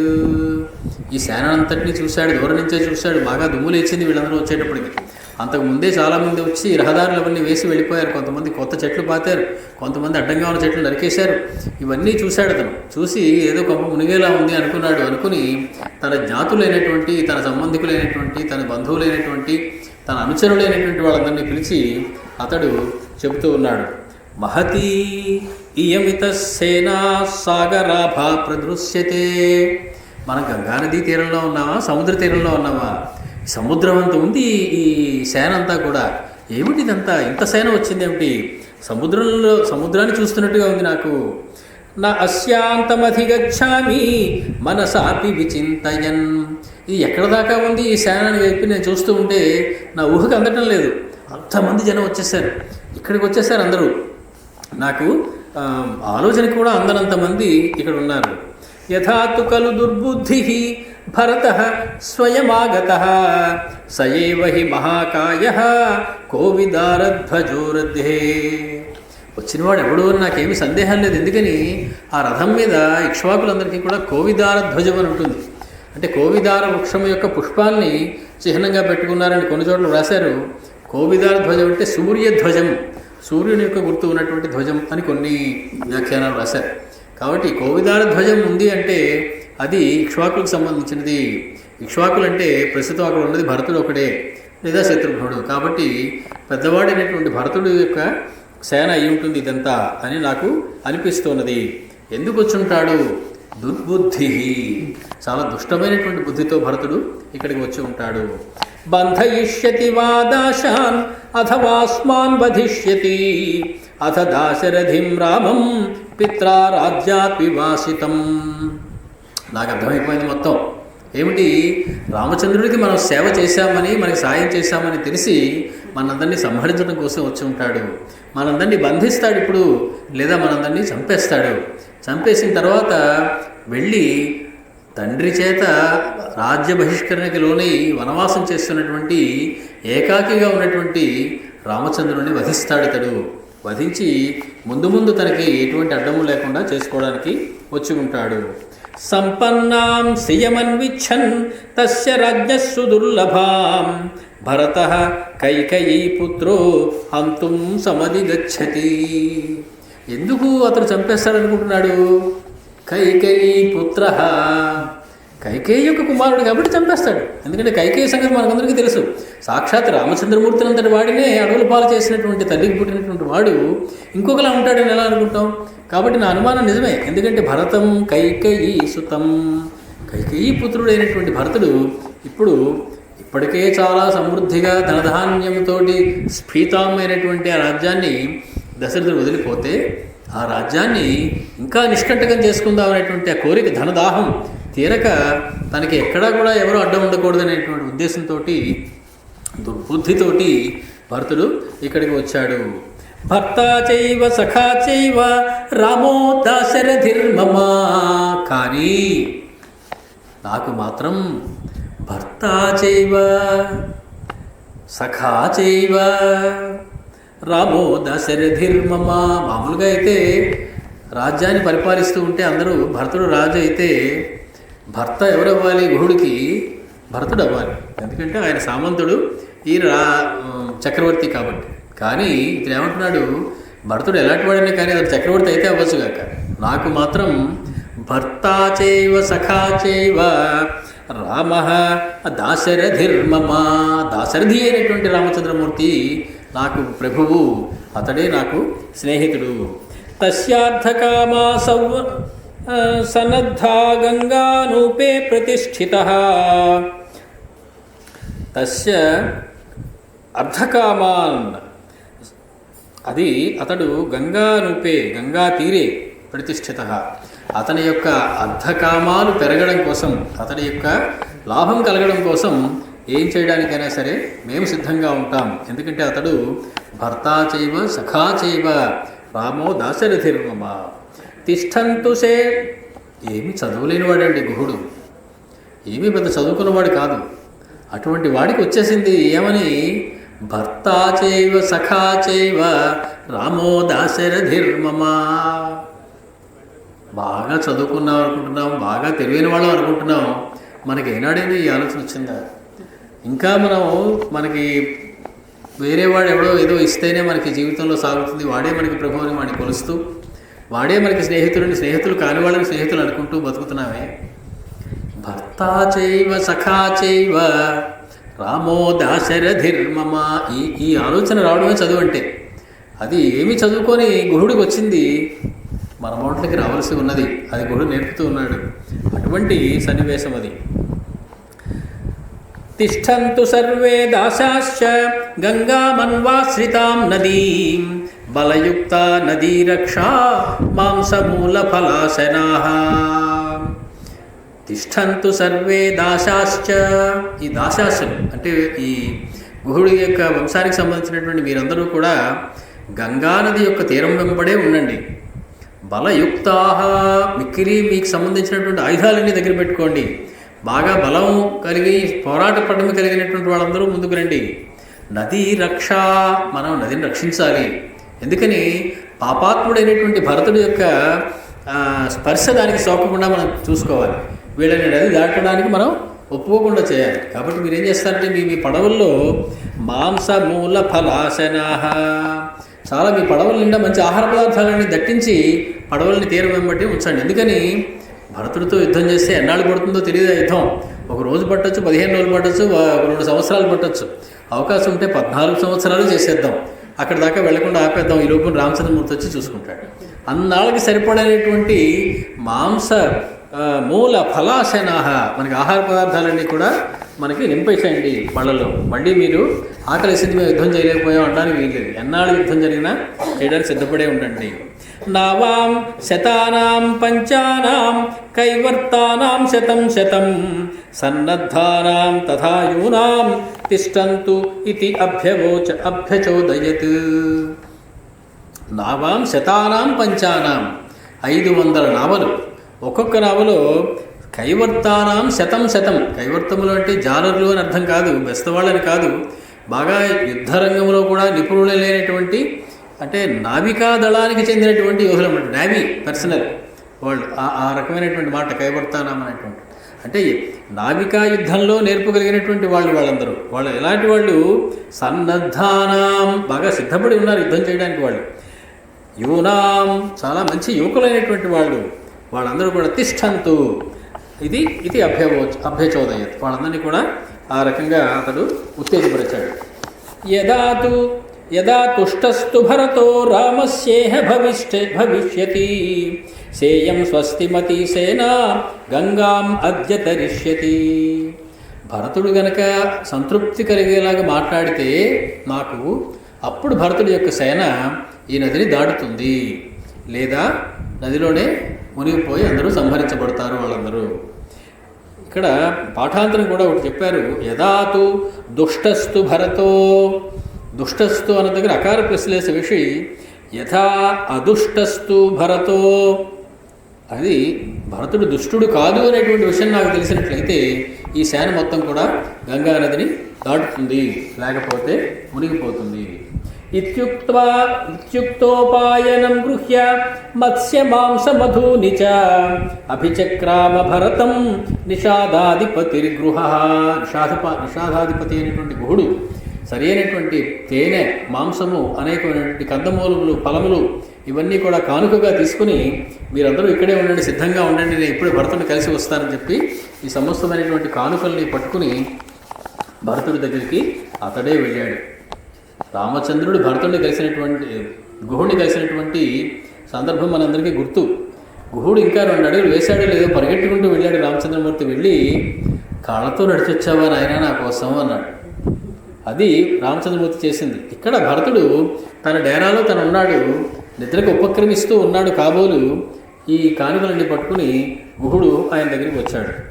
తం ఆయాంతంతు సంప్రేక్ష్య సూతపుత్ర ప్రతాపవాన్ భరతాయ ఆచచక్షేధ వినయజ్ఞో వినీతవత్. బాగా నేర్పు కలిగినటువంటి, నీతి శాస్త్రాన్ని బాగా తెలిసినటువంటి, ఇదివరకు గుహుడితో పరిచయం ఉన్నటువంటి సుమంత్రుడు ముందుగా గుహుడిని చూశాడు. చూసి భరతుడి దగ్గరికి వెళ్ళి చెప్పాడు, అయ్యా మీకోసం గుహుడు వచ్చాడు, అతను చాలా కానుకలు పట్టుకొచ్చాడు, మీకోసం, మీ దర్శనం కోసం వేచి ఉన్నాడు. మామూలుగా చెప్తారు పెద్దలు, గురువు దగ్గరికి కానీ, రాజు దగ్గరికి కానీ, దైవం దగ్గరికి కానీ వెళ్ళేటప్పుడు రిక్తహస్తుడై వెళ్ళకూడదట, ఒట్టి చేతులతో వెళ్ళకూడదు. ఇతడు రాజదర్శనం కోసం వచ్చినట్లుగా వచ్చాడు కాబట్టి అనేకమైనటువంటి కానుకలు, వాళ్ళకి దొరికేటువంటి కానుకలు ఏవైతే ఉన్నాయో అవి తీసుకుని గుహుడు భరతుడి దగ్గరికి వచ్చాడు గుహుడు. ఏష జాతి సహస్రేణ స్థపతి పరివారితః కుశలో దండకారణ్యే వృద్ధో భ్రాతుశ్చ తే సఖా. భరతుడికి సరిగ్గా ఇంట్రడక్షన్ ఇవ్వకపోతే భరతుడికి మళ్ళీ మిస్అండర్స్టాండింగ్ వచ్చే అవకాశం ఉంది. కాబట్టి ఇతను ఎంత జాగ్రత్తగా మాట్లాడుతున్నంటే, అతని పేరే సుమంత్రుడు. ఏం చెప్తున్నాడు అతడు, ఒక్కడూ రాలేదయ్యో, పొమ్మలప్పటికి నాకు ఇప్పుడు ఖాళీ లేదు, నేను నిద్రపోవాలి అంటాడేమో అని జ్ఞాతి సహస్రేణ 1000 మందితో కలిసి వచ్చాడు. ఇప్పుడు చూస్తావా చూడవా, ఒక్కడూ వెళితే నాకు ఖాళీ లేదనొచ్చు, కానీ 1000 మంది వచ్చి గొడవ కూడా చేస్తుంటే బయట నువ్వు చూడకుండా ఎలా ఉంటావు? కాబట్టి జ్ఞాతి సహస్రంతో వచ్చాడయ్యా. స్థపతి పరివారితః. ఇతడు గుహుడు అంటే ఏదో చదువురానివాడు ఇదేది అనుకుంటున్నావు, కానీ యజ్ఞం చేసేటువంటి అధికారం ఉన్న జాతి ఈ గుహుడి యొక్క జాతి. మనం ఇదివరకు చెప్పుకున్నాం. స్థపతి అంటారు. స్థపతి అంటే యజ్ఞార్హమైనటువంటి కొన్ని కర్మలు చేసేటువంటి వ్యక్తి. కాబట్టి ఇతడు మరీ చిన్నవాడు, అతనికి నేను చూసేది ఏంటి ఇప్పుడు ఇలా వచ్చి అని నువ్వు అనుకోవడానికి వీల్లేదు. 1000 మందితో వచ్చాడు అతడు స్థపతి. కుశలో దండకారణ్యే. ఈ దండకారణ్యం మొత్తం జాగ్రత్త అంతా అతనికి తెలుసు. ఎవరు ఎక్కడ ఎలా ఉంటారు, ఏ దారి ఎటు ఉంది, ఎటు వెళ్తే ఎటు వస్తుంది, మన రామచంద్రమూర్తి ఏ వైపుకు వెళ్ళి ఉంటాడు, ఇవన్నీ తెలుసు అతను. గూఢచారుల ద్వారా రామచంద్రమూర్తి ఎక్కడున్నాడో సమాచారాన్ని బహుశా గ్రహిస్తూనే ఉంటాడు మా గుహుడు. కాబట్టి దండకారణ్యం యొక్క ఆనుపాను మొత్తం తెలిసినటువంటి వాడయ్యా అతడు వృద్ధ. ఇవన్నీ వదిలేయి, నువ్వు లేచి నమస్కారం పెట్టాలి అతను రాగా చూడగానే. ఎందుకని? వృద్ధుడిని చూడగానే లేచి నమస్కారం పెట్టాలి. వయసులో నీకన్నా పెద్దవాడు. భ్రాతుశ్చ తే సఖా. ఇవన్నీ వదిలేసాయి. తే భ్రాతుశ్చ సఖా. నీ అన్నయ్య అయినటువంటి రామచంద్రమూర్తి స్నేహితుడయ్యా, అంతకన్నా ఏం కావాలి? ఇన్ని చెప్పాలా అసలు భరతుడికి? అతడు ఏం చెప్తున్నాడు రహస్య? జ్ఞాతి శాస్త్రంతో వచ్చాడా, స్థపత, పైగా దండకారిణి అంతా బాగా తెలిసినవాడా, పైగా వృద్ధుడా. ఇవన్నీ కాదు, భ్రాతుశ్చ తే సఖ. ఆఖరిన అన్నిటికన్నా ముఖ్యమని చెప్పాడు. మీ అన్నగారి స్నేహితుడయ్యా, రామచంద్రమూర్తికి కావాల్సిన వాడయ్యా. తస్మాత్ పశ్యతు కాకుస్థ. కాబట్టి నువ్వు ఒక్కసారి తనకి దర్శనమి. త్వాం నిషాదాధిపో గుహ అసంశయం విజానీతే యత్ర తౌ రామలక్ష్మణౌ. నాకేమీ సందేహం లేదు, రామలక్ష్మణులు ఇద్దరు ఇప్పుడు ఎక్కడున్నారో అతనికి తెలిసే ఉంటుంది. అది తెలుసని నేను అనుకుంటున్నాను. ఎందుకంటే అతడు చారుల ద్వారా ఎప్పటికప్పుడు రామచంద్రమూర్తి వాళ్ళు ఎలా ఉన్నారో సమాచారాన్ని వాళ్ళు సేకరిస్తూనే ఉంటాడని నేను అనుకుంటున్నాను. కాబట్టి రామచంద్రమూర్తి ఎక్కడున్నాడో మనం పట్టుకోవాలంటే త్వరగా ఇతని సహాయం మనకు అవసరం అవుతుంది. కాబట్టి అతనికి ఒక్కసారి పశ్యతు, ఒకసారి అతన్ని చూడు. ఏతత్తు వచనం శ్రుత్వా సుమంత్రాత్ భరతః శుభం ఉవాచ వచనం శీఘ్రం గుహః పశ్యతు మామితి. రాజు స్థానంలో ఉన్నాడు ఇప్పుడు భరతుడు. కాబట్టి నేను గుహుడిని చూస్తాను అనలేదు, గుహుడు వచ్చి నన్ను చూడుగాక అన్నాడు. అంటే సామ్రాజ్యాధిపతి అయినటువంటి వాడు సామంతరాజుతో ఎలా మాట్లాడాలో అలా మాట్లాడాలి. అంతేగాని తన ధర్మాన్ని వదిలిపెట్టి మావాడలే రాముడికి ఫ్రెండ్ కాబట్టి వచ్చి నా చంకలో కూర్చోవచ్చు, నా పక్క ఎక్కచ్చు, ఇలా మాట్లాడడానికి కుదరదు. రాజుగా తను చేయవలసినటువంటి కొన్ని కార్యక్రమాలు తను ఆ పద్ధతి ప్రకారమే చేయాలి, అది ధర్మం.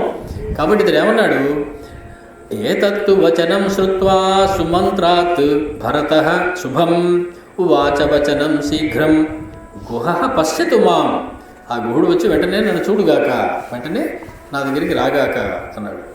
లబ్ధ్వా అభ్యనుజ్ఞాం సంహృష్టో జ్ఞాతిభిః పరివారితః ఆగమ్య భరతం ప్రహ్వో గుహో వచనమబ్రవీత్. ప్రహ్వః అంటే కృతప్రణామః, రెండు చేతులు జోడించి నమస్కారం చేసి తన 1000 మంది బంధువులు జ్ఞాతులతోటి వచ్చినటువంటి గుహుడు అతడి యొక్క అనుజ్ఞని తీసుకుని లోపలికి వచ్చి అతడితోటి మాట అంటూ ఉన్నాడు.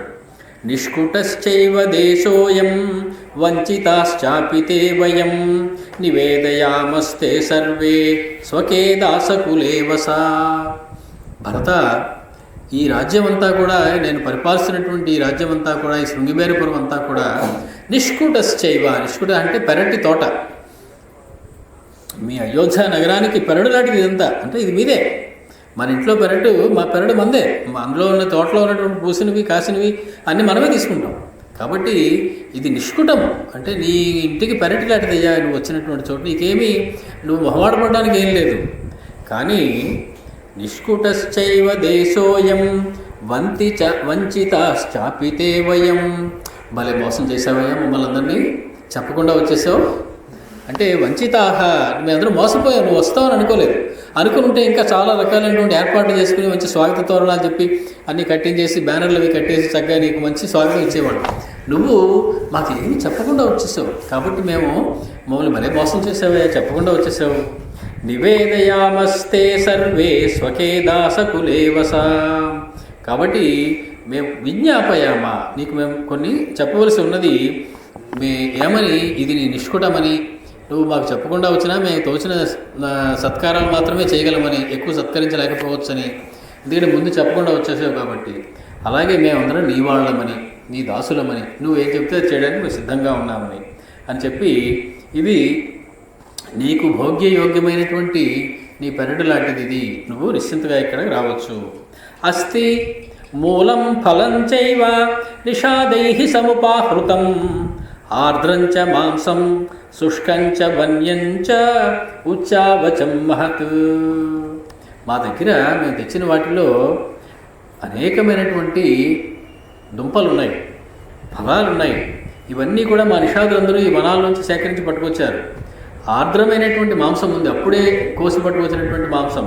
శుష్కంచ, బాగా ఎండబెట్టి దాన్ని తయారు చేసినటువంటి మాంసం ఉంది. ఇవన్నీ కూడా ఇంతమంది జనంతో వచ్చారు, వీళ్ళందరూ తినడానికి అవసరం అవుతాయి. కాబట్టి ఇవన్నీ మేము పట్టుకొచ్చాము. అనేకమైనటువంటి ఉచ్చావచం మహత్, ధాన్య విశేషాలు, రకరకాలైనటువంటి ధాన్యాలు ఉంటాయి. నివ్వరి ధాన్యం అని, ఇలాంటి ధాన్యాలు కొన్ని తినడానికి ఉపయోగపడేటువంటి ధాన్యాలు ఉన్నాయి. శ్యామాక ధాన్యం అని, ప్రియంగు ధాన్యం అని, ఇలా రకరకాలు ఉన్నాయి. వీటన్నిటిని కూడా మేము పట్టుకొచ్చాము నీకు కానుగ్గా ఇవ్వడానికి. ఆశంసే శ్వాసితాసేన వత్సతి మాం విభావరీం అర్చితో వివిధై కామైః స్వః ససైన్యో గమిష్యసి. ఆశంసే, దీన్ని నేను ఒకటి ప్రార్థిస్తూ ఉన్నాను. ఏమిటి? శ్వాసితాసేన, మీ సేనందరూ కూడా కాస్త విశ్రాంతి తీసుకుని శుభ్రంగా కడుపుకుండా భోజనం చేసి ఈరోజు విభావరీం, ఈరోజు రాత్రి ఇక్కడే గడిపి మా చేత బాగా అర్చింపబడిన వారి రేపు సైన్యంతో సహా నువ్వు వెళితే బాగుంటుంది, ఇవాళ నువ్వు రాత్రి ఇక్కడే ఉంటే బాగుంటుంది అని మేము కోరుతూ ఉన్నాం. ఏవ ముక్తస్తు భరతో నిషాదాధిపతిం గుహం ప్రత్యువాచ మహాప్రాజ్ఞో వాక్యం హేత్వర్థ సంహితం. హేతు అర్థ సంహితం అంటే భరతుడు మాట్లాడితే ఇంకా మళ్ళీ దాన్ని కాదనడానికి వీలు లేకుండా మాట్లాడతాడు రామచంద్రమూర్తి లాగే. కాబట్టి హేత్వర్థ సంహితమైనటువంటి భాషతో, వాక్యంతో, మంచి ఉపపత్తులు కూడినటువంటి భాషలో భరతుడు మాట్లాడుతూ ఉన్నాడు గుహుడితోటి. ఊర్జిత కలుతే ఖామః కృతో మమ గురో సఖే యో మే త్వమీదృశం శయనాం ఏకో అభ్యర్చితుమిచ్చసి. చాలా అమాయకుల్లా ఉన్నావయ్యా, ఒక్కడి వచ్చావు, ఇంతమంది జనానికి నువ్వు ఒక్కడివి భోజనం పెట్టేస్తానంటున్నావు. అంటే నువ్వు ఒక్కడివే ఇంతమంది సేనకి సరిపడంత పదార్థాలు చేసి వండి పట్టుకొచ్చి పెట్టేయగలను అనుకుంటున్నావు. చాలా అమాయకంగా ఉంది నీ పరిస్థితి. కానీ నీ మనసులో ఉన్నటువంటి ఆ ప్రేమ అభిమానం చూశాను నేను, అది చాలు. కాబట్టి మేము నీ ఆతిథ్యాన్ని స్వీకరించినట్లే అనుకో. నువ్వే స్వీకరించకపోయినా నువ్వేం బాధపడకు, నువ్వు స్వీకరించండి అని అడిగావు, అది చాలు, మేము స్వీకరించినట్లే. రామచంద్రమూర్తి ఇదే మాట చెప్తాడు గుహుడితోటి. ఆయన ఫలమూలాలను తెచ్చినప్పుడు అర్చితాశ్చైవ హృష్టాశ్చ భవతా సర్వా వయం పద్భ్యాం అభిగమాచ్చైవ స్నేహ సందర్శనేన చ. రామచంద్ర, ఇక్కడ వచ్చిన ఆతిథ్యం స్వీకరించో నువ్వు అన్నావే, ఆ మాటతోటి ఆతిథ్యం స్వీకరించేసినట్లే, నువ్వు ఇచ్చేసినట్లే, ఇంకేం ఇవ్వక్కర్లేదు. అంటే మాట ఇస్తాను అనుకుంటే చాలంటే రామచంద్రమూర్తి సంతోషపడిపోతాడు. అది రామచంద్రమూర్తి యొక్క సంతోషం. నువ్వు ఇవ్వక్కర్లేదు, పూర్తిగా ఇద్దాం అనుకుంటే చాలట, అది ఇచ్చేసినంత ఆనందపడిపోతాడు రామచంద్రుడు. కాబట్టి ఇప్పుడు కూడా ఏమంటాడు, ఊర్జిత కలుతే కామః, నీ కోరిక ఊర్జిత, అభివృద్ధి చెందింది, నీ కోరిక బాగా, అంటే నీ కోరిక బాగా తీరింది. కృతో మమ గురో సఖే, మమ గురో సఖే, నా తండ్రి అయినటువంటి రామచంద్రుని యొక్క స్నేహితుడా అని సంబోధన చేశాడు. రామచంద్రుని యొక్క ఓ స్నేహితుడా, నువ్వు ఇటువంటి సేనకి ఒక్కడి వచ్చి ఆతిథ్యం ఇద్దాం అనుకుంటున్నావే, అది చాలయ్యా, ఆతిథ్యం ఇచ్చేసినట్లే, మేము ఆతిథ్యం స్వీకరించేసినట్లే, ఆ ఫలితం నీకు వచ్చేసింది. ఇత్యుక్త్వా తు మహాతేజ గుహం వచనముత్తమం అబ్రవీత్ భరతః శ్రీమాన్ నిషాదాధిపతిం పునః. ఈ రకంగా చెప్పిన తర్వాత ఉత్తమమైనటువంటి మాట మాట్లాడి భరతుడు శ్రీమాన్ భరత అంటే శ్రీతో కూడి లక్ష్మీ సంపన్నుడైనటువంటి భరతుడు. ఏమిటా లక్ష్మీ సంపన్నత్వం అంటే రామభక్తియే లక్ష్మీ సంపన్నత్వం. మనకి ఎంత ధనం ఉన్నదని కాదు, మనకి ఎంత రామభక్తి ఉన్నది అనే దాన్ని బట్టి మనం గొప్పవాళ్ళమా పేదవాళ్ళమా అనేది అర్థం చేసుకునేది. అయితే భరతుడు శ్రీమాన్ అయ్యాడు. ఇప్పుడు రాజ్యాన్ని వదిలేసిన వాడు శ్రీమాన్ ఏంటండి, రాజ్యంలో పట్టాభిషేకం చెందితే అప్పుడు శ్రీమాను శ్రీమంతుడు బాగుంది. రాజ్యాన్ని వదిలేసినటువంటి భరతుడు శ్రీమాన్. ఎందుకని అంటే రామభక్తి సంపన్నత్వమేవ శ్రీమంతం. కతరేణ గమిష్యామి భరద్వాజాశ్రమం గుహా గహనోయం భృశం దేశో గంగానూపో దురత్యయః. నాయన గుహ కతరేణ గమిష్యామి భరద్వాజాశ్రమం గుహ, ఏ రకంగా నేను భరద్వాజాశ్రమానికి వెళ్తానయ్యా, వెళ్ళే పద్ధతి ఏమిటయ్యా, ఏ దారిలో వెళ్ళాలయ్యా. గహనోయం భృశం దేశం, ఇది ఏమిటయ్యా బాబు, ఈ దేశం అంతా ఇంత గహనంగా ఉంది, ఇంత కారణములతో నిండి ఉంది, ఇంత అడవులు కలిగి ఉన్నాయి, దారి తెలియటం లేదు, తెన్ను తెలియటం లేదు, ఇంత దట్టమైనటువంటి వృక్షాల, భరద్వాజాశ్రమానికి ఎలా వెళ్ళాలి. గంగా నూపో దురత్యయః, నూప అంటే జలప్రాయ, ఈ గంగా జలప్రదేశం అంతా కూడా చాలా దురత్యయః, దాటి వెళ్ళడానికి మిక్కిలి కష్టంగా కనపడుతూ ఉన్నది. తస్య తద్వచనం శ్రుత్వా రాజపుత్రస్య ధీమతః అబ్రవీత్ ప్రాంజలిః వాక్యం గుహో గహన గోచరః. చాలా గహనంగా ఉంది కదా ఇది. గుహుడు గహన గోచరుడట. గహన గోచరుడు అంటే కారణములను బాగా తెలిసినటువంటి వాడు, అడవుల యొక్క స్వరూపాన్ని స్వభావాన్ని, ఎటు వెళితే దారులు ఉన్నాయి, ఇవన్నీ బాగా తెలిసినటువంటి వాడు గుహుడు. కాబట్టి ఇతడు గహన గోచరుడు. కాబట్టి గోచరుడు అంటే సంచార ప్రదేశం కలిగినటువంటి వాడట. గహనమే అడవియే సంచార ప్రదేశంగా కలవాడు గుహుడు. కాబట్టి అతడు రెండు చేతులు జోడించి నమస్కరించి భరతుడు చెప్తూ ఉన్నాడు. దాశాస్త్వానుగమిష్యంతి ధన్వినః సుసమాహితాః. మా వాళ్ళందరూ ఉన్నారే, మా సేన, మా జ్ఞాతులందరూ, వాళ్ళు అనుగమిష్యంతి, నీ వెనకాల వస్తారయ్యా, నీకేం పర్వాలేదు. ఎలాంటి వాళ్ళు ధన్వినః, ఒక్కడి చేతిలో ఒక విల్లు ఉంటుందో, వాళ్ళు మంచి ఆయుధాలతో ఉంటారు, గుర్తుపెట్టుకోవాలి. సుసమాహితాః, బాగా యుద్ధం చేసేటప్పుడు నేర్పు శిక్షణ కలిగినటువంటి వాళ్ళు, అన్ని సిద్ధంగా ఉన్నారు వాళ్ళు. అహం త్వానుగమిష్యామి రాజపుత్ర మహాయశః, నేను కూడా నీ పక్కనే వస్తాను నాయన, నీ వెనకాలే ఉంటాను, నేను చూస్తాను. కచ్చిన్న దుష్టో వ్రజసి రామశాక్లిష్టకర్మణ. పాపం అడవుల్లో ఉండేటువంటి గుహుడు ట్యాక్ట్ తెలియదు, మాట్లాడడం అనేది ఉన్నట్లు మాట్లాడిస్తాడు మొహం మీద, అంతేగాని వంకరగా మాట్లాడడం, నాగరికుల్లాగా ఏదో మాట్లాడి ఎక్కువ అర్థం వచ్చేలా మాట్లాడడం ఏమీ తెలియదు. వెంటనే అన్నాడు, అన్నీ బాగానే ఉన్నాయి కానీ భరత, కచ్చిన్న దుష్టో వ్రజసి రామస్య అక్లిష్టకర్మణ. అక్లిష్టకర్మణుడైనటువంటి రామచంద్రుడి దగ్గరికి దుష్టబుద్ధితోటి కానీ నువ్వు వెళ్ళటం లేదు కదా, నాకేదో అనుమానంగా ఉంది. అందుకని రాముడికి ఏం విశేషణం వేశాడు? అక్లిష్టకర్మణ అంటే ఏమిటి? మిక్కిలి సులువుగా తన కార్యాన్ని నెరవేర్చుకునేటువంటి నేర్పు గలవాడు అక్లిష్టకర్మణుడు. నువ్వు ఏదో ఇంత సేనని పట్టుకెళ్ళి రాముడి దగ్గర చేద్దాం అనుకుంటున్నామేమో, అతడు మామూలు వాడు కాదు. అక్లిష్టకర్మణ, గోటి కొనతో తీసిపారేటట్టు ఈ సేనందరినీ ఇతను సంహరించగలడు, అంతటి గొప్పవాడు మా రామచంద్రమూర్తి. అది చెప్పడం కోసం ఏం చెప్తున్నాడు? రాముడు జాగ్రత్తగా ఉండు సుమా. రామస్య అక్లిష్టకర్మణ ఇయంతే మహతీ సేన శంకాం జనయతీవ మే. ఇయంతే మహతీ సేన, ఇంత గొప్ప సేన తీసుకొచ్చు, ఎంత పెద్ద సైన్యం ఇది, నాకెందుకో ఒక శంక కలిగిస్తూ ఉన్నదయ్యా. శంకాం జనయతి కాదు, జనయతీవ, శంకని కలిగిస్తోందా అన్నట్లుగా ఉంది. అంటే కొంచెం శంక కలిగిస్తోంది, ఎక్కువ శంక లేదు. అసలు ఏంటి, నాకు చిన్న అనుమానం, మరీ ఎక్కువ అనుమానం కాదు. తమేవమభిభాషంతం ఆకాశ ఇవ నిర్మలః భరతః శ్లక్ష్ణయా వాచా గుహం వచనమబ్రవీత్. ఇంకోటి ఎవడైనా అయితే నన్ను అనుమానిస్తావురా అని చెప్పి కత్తి తీసి ఖచ్చితంగా పొడిచాడు గుహుడు. నాతోనే మాట్లాడుతున్నావు, ఎవరితో మాట్లాడుతున్నావు తెలుసా అసలు నీకు? ఇలాంటి మాట్లాడటం మనం అయితే. విన్నాడు భరతుడు, విని ఆకాశ ఇవ నిర్మలః, ఆకాశంలా నిర్మలంగా ఉన్నాడు భరతుడు. నిర్మలంగా ఎందుకున్నాడు భరతుడు అంటే, మనస్సు నిర్మలంగా ఉంటే మనిషి నిర్మలంగా ఉంటాడు.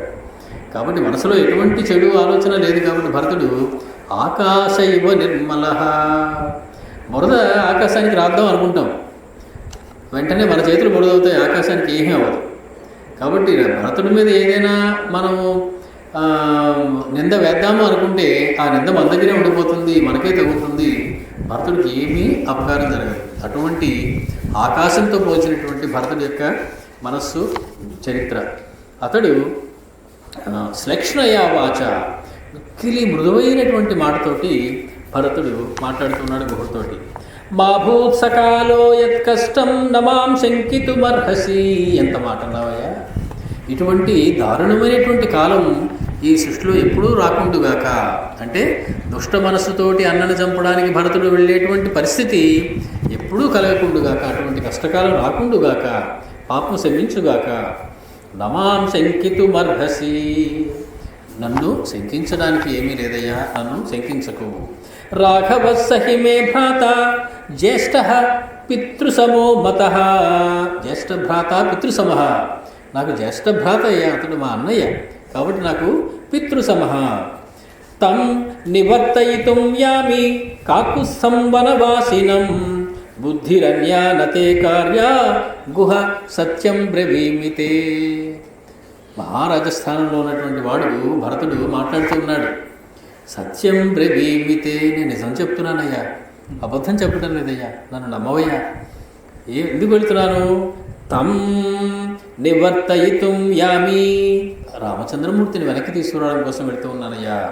కాకుస్థం వనవాసినం బుద్ధి అన్యానతే కార్య, ఇంకొకలా నేను వెళ్ళటం లేదు, నువ్వు ఇంకొకలాగా ఆలోచించవద్దు.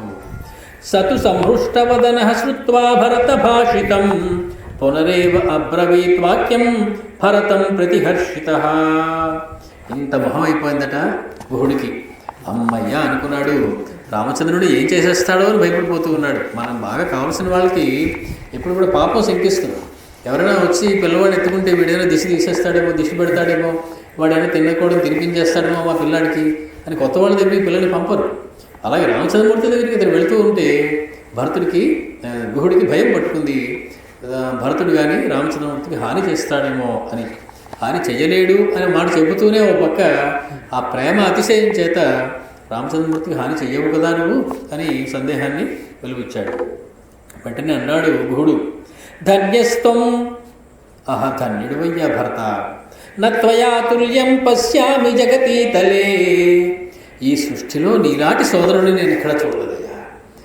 సోదరుడు అంటే నువ్వయ్యా. రామచంద్రమూర్తి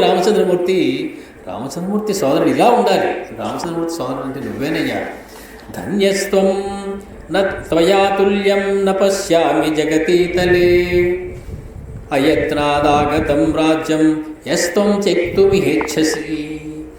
ఏమీ ప్రయత్నం లేకుండా చక్కగా బంగారు పళ్ళెల్లో పెట్టి రాజ్యాన్ని తీసుకొచ్చి నీకు ఇస్తే తగుదనమ్మా అని చక్కగా తీసుకుని దాన్ని ఆనందించి పరిపాలించక, రామచంద్రమూర్తి నా అన్నయ్య, ఆయనకిది రాజ్యం నాది కాదని చెప్పి ఆయనకి ఇచ్చేయడానికి వెనక్కి వెళ్తున్నావయ్యా. నువ్వయ్యా సోదరుడు అంటే. త్వయా తుల్యం నపశ్యామి జగతీతలే. ఈ సృష్టిలో నీలాంటి సోదరుడు లేడయ్యా. రామచంద్రమూర్తి కూడా ఇదే మాట అంటాడు. నా సర్వే భ్రాతరః భరతోపమాః. సోదరులందరూ భరతుల్లా ఉంటారా ఎక్కడైనా అన్నాడు. ఎవరితోటి? లక్ష్మణుడితోటి, సుగ్రీవుడితోటి అన్నాడు అన్నమాట. నా సర్వే భ్రాతరః భరతోపమాః. లక్ష్మణుడు పక్కనే వింటున్నాడు. ఏమనాలి? ఇన్నాడు చాకరీ చేసిన లక్ష్మణుడు పక్కన ఉంటే నా సర్వే భ్రాతరః లక్ష్మణోపమాః అన్నాడు. లక్ష్మణులో ఎవరు సేవ చేస్తారా? ఎందుకని? పాపం పక్కనే ఉండి వింటున్నాడు. ఇప్పుడు భరతుడిని పొగిడితే లక్ష్మణుడికి ఇన్నాళ్ళు నేను చేసింది పోయింది, కానీ ఎక్కడో ఇంటి దగ్గర కూర్చున్న భరతుడేమో అటువంటి గొప్ప సోదరుడు అంటాడా మా అన్నయ్య అనుకుంటాడు కదా. పాట వరుసగానే అనాలి లక్ష్మణుడిని కొంచెం దువ్వడానికైనా. ఆర్జవం అంటే మా రామచంద్రమూర్తి రుజు స్వభావం. ఒకళ్ళ దగ్గర ఎదురుగుండా ఉన్నప్పుడు ఒకలాగా, లేనప్పుడు ఒకలాగా మాట్లాడేటువంటి మనిషి కాదు. లక్ష్మణ స్వామి వింటున్నా సరే ఆయన ఒకటే మాట అన్నాడు. నా సర్వే భ్రాతరస్తాత భరతోపమాః. భరతుడు లాంటి సోదరులు ఎక్కడ ఉంటారయ్యా. సుగ్రీవుడు అన్నని చూశాడు. అన్నకి సుగ్రీవుడికి ఉన్నటువంటి, వాలికి సుగ్రీవుడికి ఉన్నటువంటి అనుబంధాన్ని చూశాడు. రావణుడికి విభీషణుడికి ఉన్నటువంటి అనుబంధాన్ని చూశాడు. రాముడికి భరతుడికి ఉండేటువంటి అనుబంధాన్ని చూపించాడు. 3 రకాల అనుబంధాలు చూపిస్తున్నాడు మన మహర్షి మనకి. అందుకని ఈయన అంటున్నాడు, నత్వయా తుల్యం పశ్యామి జగతీతలే అయత్నాదాగతం రాజ్యం యస్త్వం త్యక్తుమిహేచ్ఛసి. శాశ్వతీ ఖలు తే కీర్తి. ఆహా, భరతుడి పేరు చెప్పగానే భారతదేశం పులకించిపోవాలి. నీ కీర్తి శాశ్వతమైందయ్యా. లోకానను చరిష్యతి యస్త్వం కృచ్ఛ్రగతం రామం ప్రత్యానయితుమిచ్ఛసి. కృచ్ఛ్రగతం, కష్టగతం, మిక్కిలి కష్టాలు పొందినటువంటి రామచంద్రుణ్ణి నువ్వు మళ్ళీ వెనక్కి తీసుకురావాలనుకుంటున్నావే, దానివల్ల శాశ్వతీ ఖలు తే కీర్తి. నీ కీర్తి శాశ్వతమైపోయిందయ్యా. ఏవం సంభాషమాణస్య గుహస్య భరతం తదా బభౌ నష్టప్రభః సూర్యో రజనీచాభ్యవర్తత. మళ్ళీ ఒక అద్భుతమైనటువంటి కవిత్వాన్ని చూపిస్తున్నారు వాల్మీకి మహర్షి. ఈ మాట వినేటప్పటికీ ఎంత మొహం అయిపోయింది. గుహుడు ప్రకాశం చేస్తున్నాడు, వెలిగిపోతూ ఉన్నాడు. సరే, గుహుడు నన్ను నమ్మాడు కదా అని భరతుడు వెలిగిపోతూ ఉన్నాడు. ఈ వెలుగు ఎక్కడిది అంటే సూర్యుడి వెలుగు వెలుగులు తీసేసుకున్నారు. ఇప్పుడు ఏమవ్వాలి? సూర్యుడు అస్తమించాలి. వెలుగులేని సూర్యుడు ఏమవుతాడు? అస్తమిస్తాడు. కాబట్టి ఏవం సంభాషమాణస్య గుహస్య భరతం తదా బభౌ నష్టప్రభః. తన కాంతి అంతా పోయినటువంటి సూర్యుడు రజనీచాభ్యవర్తత. అప్పుడు చీకటి కూడా పడడం మొదలెట్టింది. వాళ్ళిద్దరూ అలా మాట్లాడుకుంటున్న సమయంలో సన్నివేశ్య సతాం సేనాం గుహేన పరితోషితః శత్రుఘ్నేన సహ శ్రీమాన్ శయం పునరాగమత్. చాలాసేపు వాళ్ళిద్దరూ అలా కబుర్లు చెప్పుకున్న తర్వాత ఆ సేన అంతా కూడా గుహుడి చేత పరిరక్షించబడినది. అతని చేత కాస్త ఆహారం ఇస్తే తీసుకున్నది. శత్రుఘ్నుడితోటి భరతుడు మళ్ళీ తన డేరాలోకి వెళ్ళాడు కాసేపు విశ్రమించడం కోసం. రామచింతామయ శోకో భరతస్య మహాత్మనః ఉపస్థితో యనర్హస్య ధర్మ ప్రేక్షస్య తాదృశః. అటువంటిది అంటే రామచింతామయ శోక. ఎటువంటి శోకం అంటే అవాంగ్మానస గోచరమైనటువంటి శోకం, మాటలకి అందనటువంటి శోకం. అంటే అందుకని తాదృశ శోక, అటువంటి శోకం. అది శోకానికి ఏమాత్రం అర్హుడు కానీ సమస్తమైనటువంటి ఆనందాన్ని సుఖాన్ని పొందడానికి అర్హుడైనటువంటి భరతుడికి అంతటి శోకం వచ్చింది. శోకం పోవడానికి అనర్హత్వం అంటే శోకం ఎందుకు వస్తుంది అంటే పాపం చేస్తే శోకం వస్తుంది. ఇదివరకు ఎప్పుడో పాపం చేశాం కాబట్టి ఇప్పుడు మనం శోకం అనుభవిస్తుంది. భరతుడు ఏ పాపము చేయనివాడు అనేది 100 ఒట్లు పెట్టుకున్నాడు కౌశల్య దగ్గర. అంటే ఇప్పుడు అతడు శోకానికి అనర్హుడు అని ఎందుకంటున్నాడు? అపాప, ఏ పాపము ఎరుగనివాడు కాబట్టి శోకానికి అనర్హుడు భరతుడు. కాబట్టి శోకానికి అనర్హుడు భరతుడు అని చెప్పడానికి కారణం భరతుడు ఏ పాపము చేయనివాడు అని ఇంకొకలా చెప్పడం అనమాట. అంతర్దాహేవ దహనః సంతాపయతి రాఘవం వనదాహాభిసంతప్తం గూఢోగ్నిరివ పాదపం. చెట్టు త్వరలో అగ్ని వెలుగుతూ ఉంటుంది, అప్పుడప్పుడు మంట పుడుతుంది. ఆ పుట్టినటువంటి మంట చెట్టు పైకి మామూలుగానే ఉంటుంది, కానీ కాసేపటికి ధవ్యాలు కింద పడిపోతుంది, లోపలంతా కాలిపోతుంది. ఇది ఆ అగ్ని చెట్టు త్వర లోపల ప్రజ్వలితే వచ్చేటువంటి వ్యవహారం. కాబట్టి గూఢోగ్నిరివ పాదపం, గూఢంగా ఉన్నటువంటి అగ్ని చెట్టుని ఏ రకంగా దహించి వేస్తుందో పైకి మామూలుగా కనపడుతున్నా కూడా భరతుడు లోపల అతన్ని అగ్ని దహిస్తూ ఉన్నది. ప్రసృత సర్వగాత్రేభ్య స్వేదం శోకాగ్ని సంభవం.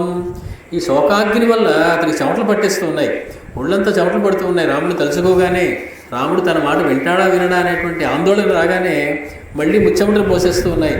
ఎలాగ రాముడు లేకుండా వెనక్కి వెళ్ళడం అని, రాముడు వెనక్కి తీసుకునే వెళ్ళాలి, ఎలా ఒప్పించాలి అనేటువంటి ఆలోచన రాగానే అతనికి చెమటలు పడుతున్నాయి. ఎలాగా? యథా సూర్యాంశ సంతప్తో హిమవాన్ ప్రసృతో హిమం. హిమవత్పర్వతం మీద సూర్యుని యొక్క వేడి కిరణాలు పడి గబగబా అది నీరైపోయి కారిపోయి ఎలా కారిపోతుందో ఆ రకంగా ఇతని ఒంటి నుంచి మాటిమాటికి కూడా స్వేదజలం వస్తుంది. హిమవత్పర్వతం నుంచి సూర్యకిరణాల వల్ల వేడికి కారిపోయినటువంటి జలం ఏమవుతుంది? అది గంగా నది అవుతుంది. అంటే భరతుని యొక్క ఆలోచనల్లో ఇప్పుడు మనం అర్థం చేసుకోవాల్సింది, హిమవత్పర్వతం అంత ఎత్తైనటువంటి వాడు భరతుడు. అతని శోకం భారతదేశాన్ని పూతం చేయబోతూ ఉన్నది, అదొక గంగానది కాబోతున్నది అతని చరిత్ర. అది మనకి చెప్పకుండా చెప్తూ ఉన్నాడు కవి. ధ్యాన నిర్దర శైలేన వినిశ్వసిత ధాతునా దైన్య పాదప సంఘేన శోకాయాసాధి శృంగినా. ఎప్పుడైతే ఈ శోకము అది దహిస్తోంది అన్నాడు, వెంటనే ఒక అందమైనటువంటి ఉపమానంతో ఒక చిన్న అద్భుతమైనటువంటి శ్లోకాన్ని చెప్తూ ఉన్నాడు. ధ్యాన నిర్దర శైలేన. అది ధ్యానంలో ఉన్నాడు ఆయన, రామచంద్రమూర్తి అనేటువంటి ధ్యానంలో. ఆ ధ్యానం అనేదే అనేకమైనటువంటి ఆలోచన అనేది, ఆ ధ్యానము లేదా ఆలోచన, రామ ఆలోచన అనేటువంటిది అనేకమైనటువంటి లోయలట. ఆ లోయ ఎలా ఉందంటే అనేకమైనటువంటి లోయతో పోల్చారు ఆయన యొక్క ధ్యానాన్ని. శైలేన, శైలము అంటే శిలల యొక్క సమూహాన్ని శైలం అంటారు. శిలానాం సమూహ శైలం అంటే అతని యొక్క ఆలోచనలతో వచ్చేటువంటి లోయలు కలిగి ఉన్నటువంటి కొండది. ఎలాది? వినిశ్వసిత ధాతున, అతని నిట్టూర్పులే ఆ కొండలో అక్కడక్కడ కనిపించేటువంటి ధాతువులట. అలాగే దైన్య పాదప సంఘేన, అతని దైన్యమే అక్కడ బాగా పెరిగిపోయినటువంటి చెట్లు అనమాట. కొండ మీద చెట్లన్నీ ఏమిటాయంటే భరతుని యొక్క దైన్యం. శోకాయ అసాధి శృంగిణ. కృష్ణసార మృగాలు ఉంటాయి, ఆ పర్వతంలో తిరుగుతూ ఉంటాయి. అవి వాడి అనేటువంటి కొమ్ములు కలిగి ఉంటాయి. అవి ఏమిటి అంటే భరతుని యొక్క శోకమట. అతని శోకమే మిక్కిరి వాడి కలిగినటువంటి కృష్ణసార మృగంలో సంచరిస్తూ ఉందట. అతని దైన్యమే పెద్ద పెద్ద వృక్షాల్లో ఉందట. అతని యొక్క ఆలోచనలే పెద్ద పెద్ద లోయల్లా ఉన్నాయట. అలాగే అతని నిశ్వాసములే అక్కడ ఆ కొండ మీద ఉన్నటువంటి గైరికాది ధాతువుల్లో ఉన్నాయట.